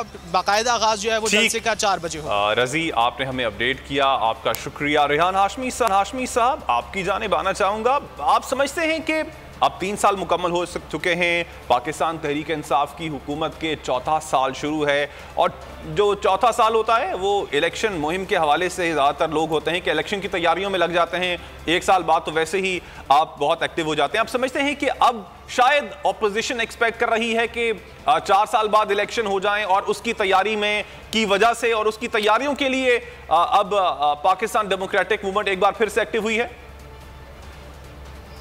देखिए, मैं हमारे मोहतरम कारी साहब की ने कुछ बातें कही हैं तो उसको भी मैं एड्रेस करना चाहूँगा। देखिए, MQM के अलावा कोई एक पॉलिटिकल पार्टी बताएं कि जिसके कारकुनान मावराए अदालत कत्ल हुए, और मैं रिकॉर्ड पे लाने की बात कर रहा हूँ अभी कि बीइंग अ मेंबर कौमी असेंबली, मैं खुद और मेरे कोलीग्स MQM के साथ नारवा सलूक को फ्लोर ऑफ द हाउस कहते रहे। उस वक्त जब MQM के साथ ये तमाम चीज़ें हो रही थी, नाजायज़ हो रहा था, सही हो रहा था, गलत हो रहा था, वो मोबाइल से में नहीं पढ़ा, लेकिन तो किसी पॉलिटिकल पार्टी ने, किसी जमहूरी चैंपियन ने ये बात नहीं की, लेकिन हमने टोकन एहतजाज किया, टोकन हमने जलसे किए। हमारे कारकुनान कत्ल हो रहे थे, मिसिंग हो रहे थे, बहुत शदीद ग्रीवियंस था। हम ही थे कि जिन्होंने कराची में ऑपरेशन शुरू करने की डिमांड की थी, फ्लोर ऑफ द हाउस खड़े होकर।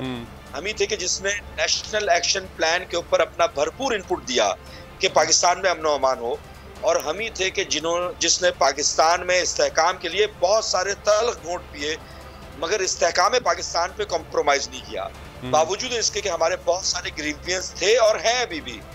मौजूदा हुकूमत टेक्निकली अगर हम गुफ्तगू करें तो माजी में देखें, जब आप कर्जे लेते हैं, बैरूनी इमदाद लेते हैं, तो वो उसकी अदायगी का एक तरीक़ाकार मुरतब होता है। आपके पास कोई और ऑप्शन नहीं था, बावजूद इसके कि खान साहब ने ये क्लेम किया था कि कर्जे नहीं लेंगे, लेकिन ज़मीनी हक़ाइक़ को अगर मलूज़ खातिर रखें तो इकॉनमी आगे चला नहीं सकते थे आप अगर कर्जा नहीं लेते, बेल आउट पैकेज नहीं लेते।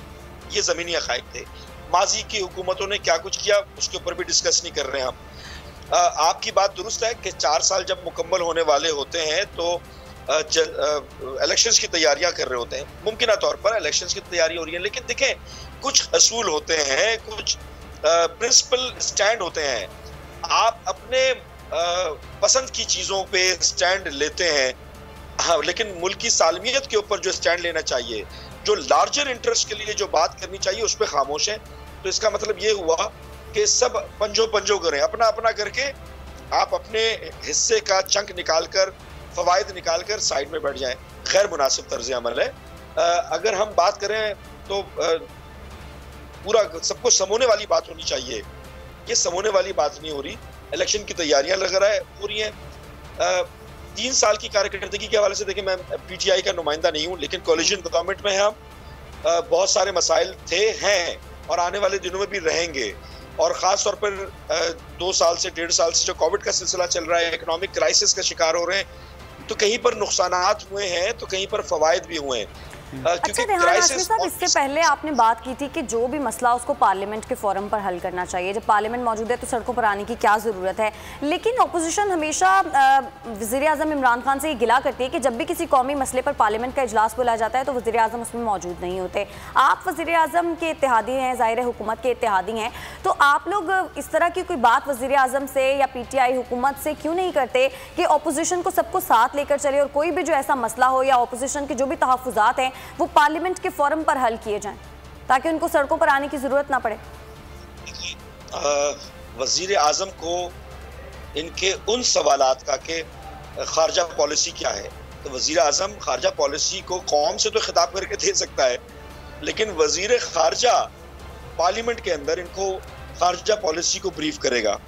कितने इन्होंने कॉलिंग अटेंशन डाले, कितनी दफ़ा फ्लोर ऑफ द हाउस खड़े होकर इस बात का मुतालबा किया कि वजीर खारजा कोई ब्रीफिंग दे, और वजीर खारजा ने अगर ब्रीफिंग दी भी तो इन्होंने उस ब्रीफिंग को मैं अपना इनपुट क्या दिया। तो ये रेसिप्रोकल है ना, ये रेसिप्रोकल नहीं होगा तो कैसे आगे मामला चलेंगे? सुनने की मैं मुदाखलत कर रहा हूँ। ठीक, मैं अच्छा उस्मान साहब मुदाखलत कर रहा हूँ, बड़ी खुशी है। मैं मुदाखलत कर रहा हूँ सिर्फ माजरत के साथ। बड़ी खुशी है मुझे कि आज रेहान हाशमी साहब जिस खूबसूरती से उस इमरान खान साहब की तारीफ कर रहे हैं, जो तारीख का एक हिस्सा है, मैं कुछ नहीं कहूंगा, लेकिन मुझे बड़ी खुशी है, मुझे बहुत खुशी है। अच्छा ठीक, कारी साहब एक और सवाल भी आपसे करना चाहूंगा। ठीक है रेहान साहब, आपसे जवाब लूंगा मैं, लेकिन कारी साहब अब 2-3 बातें आपसे मैं पूछना चाहूंगा। एक, जो सोमरो साहब का कल का बयान था उस पर आप क्या कहना चाहेंगे? खवातीन आज शिरकत करेंगी। दूसरा, आज क्या नवाज शरीफ साहब का जो खिताब होगा वो भी आज होगा कि नहीं होगा? और तीसरा, आप कितने लोग एक्सपेक्ट कर रहे हैं कि आज के जलसे में आएंगे? कुछ नंबर्स भी आपके जहन में हैं? देखें गुजारिश ये है कि हमारे यहाँ इसका कोई खवातीन की पाबंदी नहीं है, लेकिन चूंकि जमीयत उलमा इस्लाम के जलसों में हमने आज तक खवातीन हमारी नहीं आती हैं। रहा मुत्तहिदा अपोजिशन का जलसा है, PDM का जलसा है, अगर आएंगी तो हम उन्हें इज्जत देंगे, हम उनका एहतराम करेंगे। हम जो इज्जत हम खवातीन को देते हैं और हमारी तारीख है ही है, ये कोई मसला नहीं है।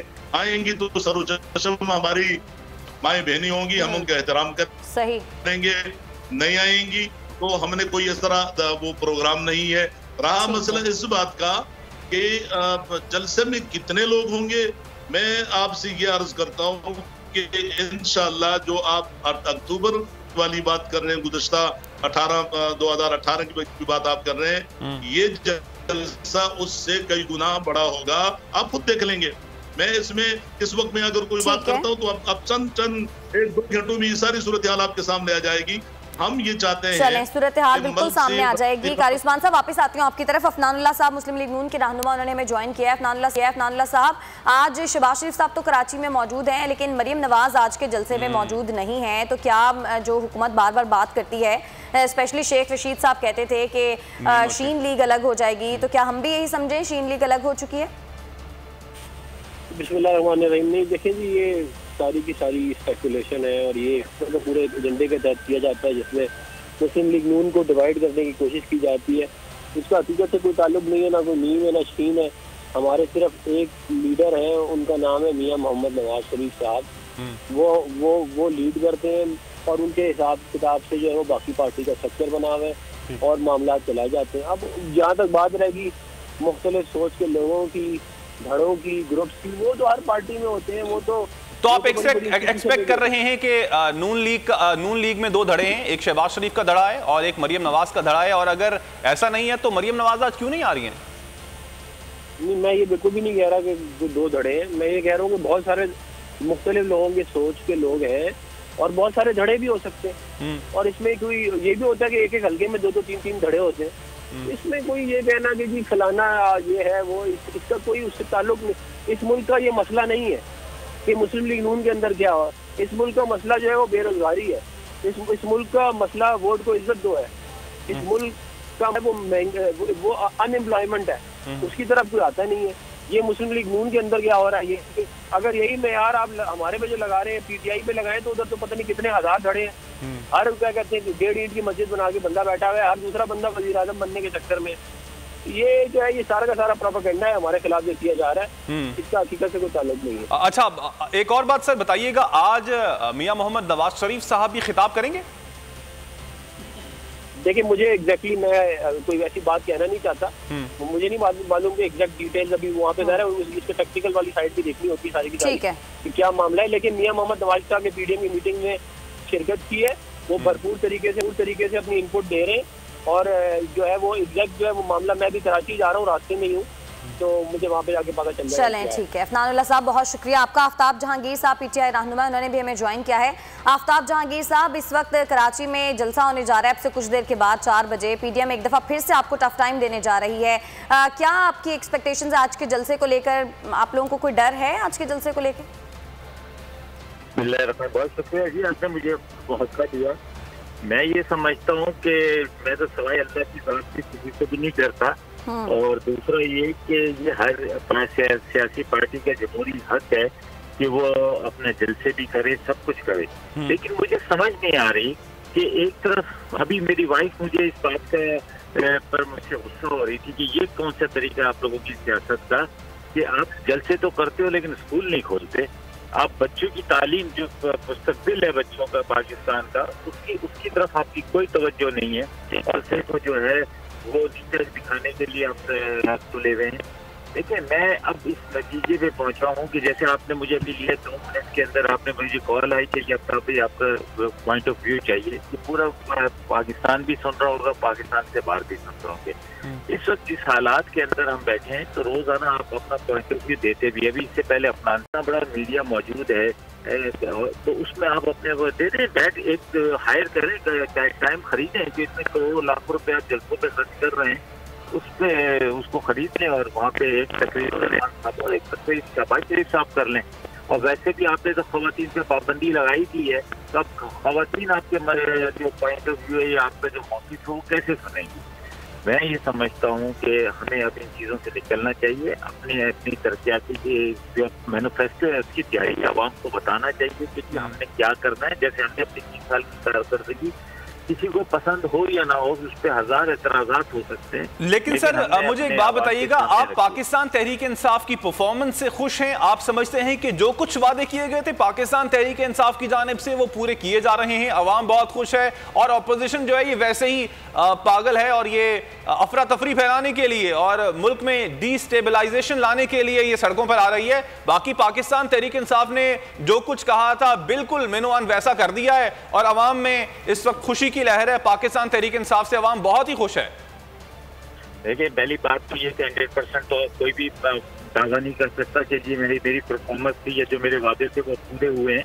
लेकिन मैं चूंकि कराची से मुझे मैं अपने हल्के में आपको किसी दिन ले चलता हूँ, वहाँ के लोगों को बताऊंगा कि ये लोग आपको कैसे, मतलब हमने वो नहीं किया कि 100%।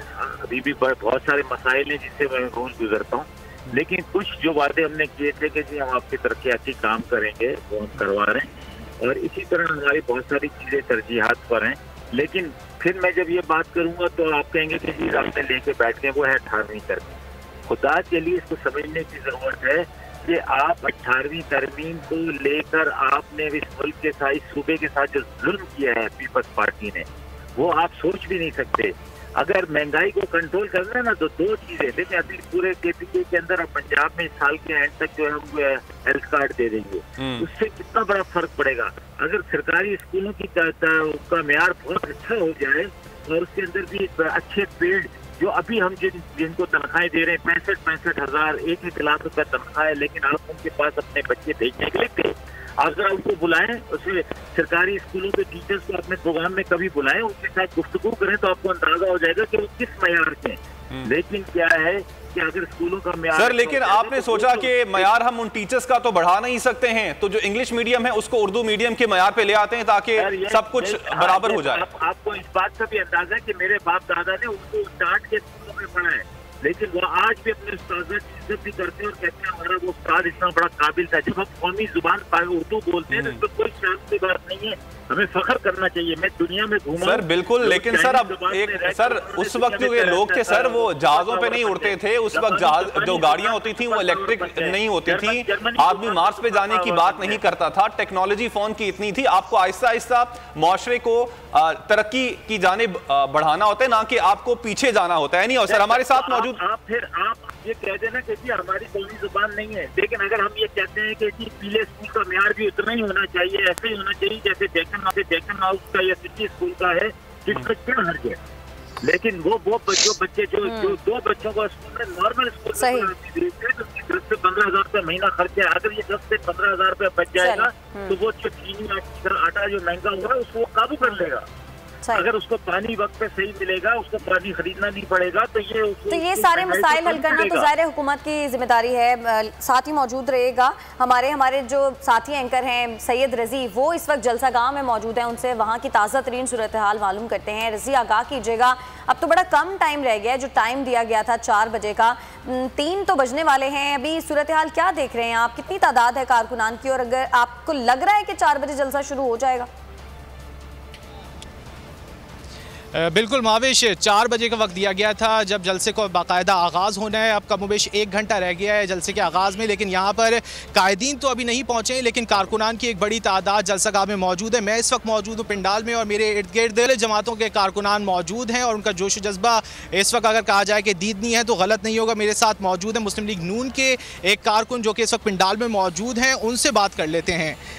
जी बताइएगा, आप कहाँ से आए हैं और आज आप किसकी कॉल पर आए हैं? आप क्या समझते हैं कि इस हुकूमत के ख़िलाफ़ ये एहतजाज होना चाहिए? बिल्कुल, एहतजाज के लिए आवाम आई हुई है और मैं भी घर से आज इरादा करके निकला था कि मियाँ साहब की सपोर्ट और PTM की सपोर्ट के लिए ज़रूर जाऊँगा। मुझे भले कुछ काम काज छोड़ के सारा मैं इधर PTM के जलसे में आया हूँ। नवाज़ शरीफ को सपोर्ट कर रहे हैं, PTM को सपोर्ट करने आया हूँ। ये जो U-टर्न पार्टी है, इसको हम U-टर्न से नहीं, इनको ऐसे टर्न से भगाएंगे कि आने वाला नस्ल इनकी याद रखेगी कि मियाँ साहब के साथ तुमने जो जुल्म किया है, नून लीग के साथ जो जुल्म कर रहे हैं, इसका सारा जवाब देना पड़ेगा इमरान खान साहब। और ये इंशाल्लाह मियाँ साहब आपसे इंतकाम नहीं लेंगे, आपको ऐसा रास्ता दिखाएंगे कि आप कौन सी दुम दबा के भागेंगे आपको नहीं पता लगेगा। जैसा कि आप लोग देख सकते हैं कि कारकुनान खासे गर्म हैं। मुस्लिम लीग नून के कारकुन मौजूद थे, अब मेरे साथ मौजूद हैं जमीयत उलमा इस्लाम मौलाना फजलुर रहमान ग्रुप से ताल्लुक़ है, ज़ुबैर उनका नाम है। ज़ुबैर बताइएगा, आप यहाँ पर जमीयत उलमा इस्लाम के एक कारकुन की हैसियत से आए हैं, आप क्या समझते हैं एहतजाज क्यों होना चाहिए? क्योंकि ये तो एक यहूदियों का एजेंट है, इसे कोई मानता नहीं वज़ीर आज़म। दूसरी बात, हज़रत ने तो कहा था कि मस्जिद और घरों दूंगा, पाकिस्तान में नौकरियां करने आएंगे। इस यहूदी ने तो कई मस्जिद शहीद किए, कई घर शहीद किए, आवाम रो रहा है। और ये तो यहूदी ऐसे कोई मानता नहीं है। इंशाल्लाह ये ऐसी मौत मरेगा, गोली की मौत मरेगा इंशाल्लाह। आप देख रहे हैं कि किस तरह गम और गुस्से का इजहार कर रहे हैं मुख्तलिफ जमातों के कारकुनान यहाँ पर मौजूद हैं। ताम कायदीन अभी यहाँ पर नहीं पहुँचे हैं। कायदीन इम्कान यही जाहिर किया जा रहा है कि वो 4 बजे जलसा गाह में मौजूद होंगे। और इसके अलावा अगर बात की जाए दीगर जमातों के कायदीन की, तो वो कुछ जो है वो कायदीन आना शुरू हो गए हैं। और अगर बात की जाए यहाँ पर पीपल्स पार्टी और ANP की, तो क्योंकि अब वो इस इत्तेहाद का हिस्सा नहीं है तो उसके कारकुन मौजूद नहीं होंगे। ठीक है रजी, आपसे हम गाहे गाहे मजीद भी अपडेट्स लेते रहेंगे। फिल वक्त आपका शुक्रिया। कारी उस्मान साहब, आप हुकूमत की कामयाबी इस हद तक तो मानते हैं कि उसने ऑपोजिशन को मुत्तहिद नहीं होने दिया। हमने देखा है कि PDM में जब पाकिस्तान पीपल्स पार्टी मौजूद थी भी, तब भी ऐसे लगता था कि वो नहीं है, एज इन कि उनके साथ कुछ ना कुछ इंगेजमेंट रहती थी पाकिस्तान तहरीक इंसाफ की या फिर विफाक की, जिसकी वजह से वो दिली तौर पे थे नहीं और अब तो प्रैक्टिकली भी मौजूद नहीं है। तो इस कामयाबी को तो आप तस्लीम करते हैं हुकूमत की कि उसने ऑपोजिशन को एक पेज पर नहीं आने दिया है। चले हम आपको और PTI को खुश करने के लिए ये कह दे रहे, 2 लोगों के दरमियान, 2 मुसलमानों को लड़ाने के दरमियान किरदार अदा करने वाला जो है वो कामयाब है। उसने तो हर वक्त कामयाबी उसकी होती है और ये काम शैतान का होता है। शैतान हर मरहले पे कामयाब होता है अपने काम में, जिस काम पे उसको लगाया गया है। लेकिन बात ये है कि आप मुझे ये बताएं कि अभी कोई बात मैं सुन रहा था, बहुत कम आवाज आ रही थी कि खवातीन को मना किया गया है। हमने खवातीन को जो नीम बरहाना मार्च था इस्लामाबाद का कई महीनों पर मुहित, हमने उस तरह खवातीन को नहीं बुलाना है। हमने खवातीन को इज्जत देनी है, हम खवातीन को एहतराम देना है। खवातीन आएंगी तो एहतराम है, नहीं आएंगी तब भी एहतराम है। ये इस बात को छोड़ें, ये बताएं कि कौम को क्या दिया, इस वक्त कौम क्या चाहती है, मुल्क क्या चाहता है, आवाम क्या चाहती है, आवाम किस दर्द का शिकार है। इन हालात में आपको ये जवाब दिए जाए कि वो कौम को क्या दे रहे हैं, आवाम को क्या दे रहे हैं। जो वादे किए थे 1 करोड़ नौकरियों का वादा किया था, 50 लाख घरों का वादा किया था। इस शहर में अगर रेहान साहब मेरी आवाज सुनेंगे तो ये शहर तो तबाह किया जा रहा है, शहर को तो खत्म किया जा रहा है। और इसका मकसद ये है कि जो आपके दौर में जितना काम आपने किया था वो आपने गलत किया था, आपने 2 नंबर काम किया था, इसलिए अब 1 नंबर पे जा रहा है। इस वक्त इसको शहर को तबाह किया जा रहा है। यानी अफसोस की बात यह है कि इस चीज को कोई नहीं देख रहा कि कौम ने तो जाहिर है कि मुझसे मुंतखब नहीं किया, लेकिन जो कुव्वतें लेकर आई थी कल उन्होंने अल्लाह को भी जवाब देना है, इस मुल्क और कौम को भी जवाब देना है, मुल्क के आने वाले नस्लों को भी जवाब देना है। तारीख भी माफ नहीं करेगी कि आखिर किस मकसद के लिए इन जालिमों को लाए और वो पूरे मुल्क का सत्यानाश करके जा रहे हैं और जाने का नाम भी नहीं है और अब भी उन्हें रुखसत नहीं किया जा रहा है। बात ये है कि अगर देखें हम इस वक्त झगड़ा जो है वो आप जानते हैं कि इस हुकूमत की पुश पर कौन है, हुकूमत को कौन लाए। और मैं तो दुआ करता हूं कि अल्लाह करे कि कहीं उनको अकल आ जाए, ख्याल आ जाए, मुल्क और कौम पे रहम करें। अब रहम का वक्त है। अगर आप अफगानिस्तान की बात कर रहे हैं, कश्मीर को तो ये बेच चुके हैं, अफगानिस्तान में इनका क्या किरदार है? ठीक है कारी साहब, आपका पॉइंट आ गया। मैं चाहूंगा कि 1 मिनट हमारे पास मौजूद है और रेहान हाशमी से आपने जो सवालात किए हैं उनके जवाबात ले लिए जाएं। रेहान साहब क्या कहेंगे आप ये कहना चाह रहे हैं, इससे पहले आप जो मावराए अदालत कत्ल की बात कर रहे थे उस वक्त हम ये भी देखते थे कि बोरीबंद लाशें भी आती थी, एक कॉल पर पूरा शहर बंद हो जाता था, भत्ते की पर्चियां मिलती थी, अब वो तो नहीं मिल रही हैं। इसका मतलब है कि आपके दौर में जब आप थे इधर हुक्मरान तो उस वक्त तो हालात खराब थे, अब बेहतर हो गए? देखें, हुक्मरानी में और ड्राइविंग सीट पे तो हम कभी भी नहीं रहे ना, ना ही हम हिस्सा जरूर रहे हैं। वो जो बोरीबंद लाशों की बात कर रहे हैं उसमें लाशें किसकी होती थी? मैं आपको उन लाशों के दफन किए हुए जगह पे ले जा सकता हूँ कि वो किसकी लाशें थी। मैं तो इसको डिस्कस नहीं कर रहा, मैं तो सिर्फ ये कह रहा हूँ कि उन तमाम तर सितम के बावजूद भी हमने इस्तेहकाम पाकिस्तान पे कॉम्प्रोमाइज नहीं किया। Sorry to interrupt you Rehan Hashmi साहब, टाइम बिल्कुल खत्म हो गया है। रेहान हाशमी साहब आपका बहुत शुक्रिया, कारी उस्मान साहब हमारे साथ मौजूद थे, आफ्ताब जहांगीर साहब आप सबका बहुत शुक्रिया। और नाज़रीन अब हमें न्यूज़ बुलेटिन की जानिब बढ़ना है, लेकिन हम न्यूज़ बुलेटिन के बाद फिर से ट्रांसमिशन का सिलसिला जारी रखेंगे। आप हमारे साथ रहिएगा। सब्सक्राइब करें और बेल दबाएं ताकि कोई खबर रह न जाए।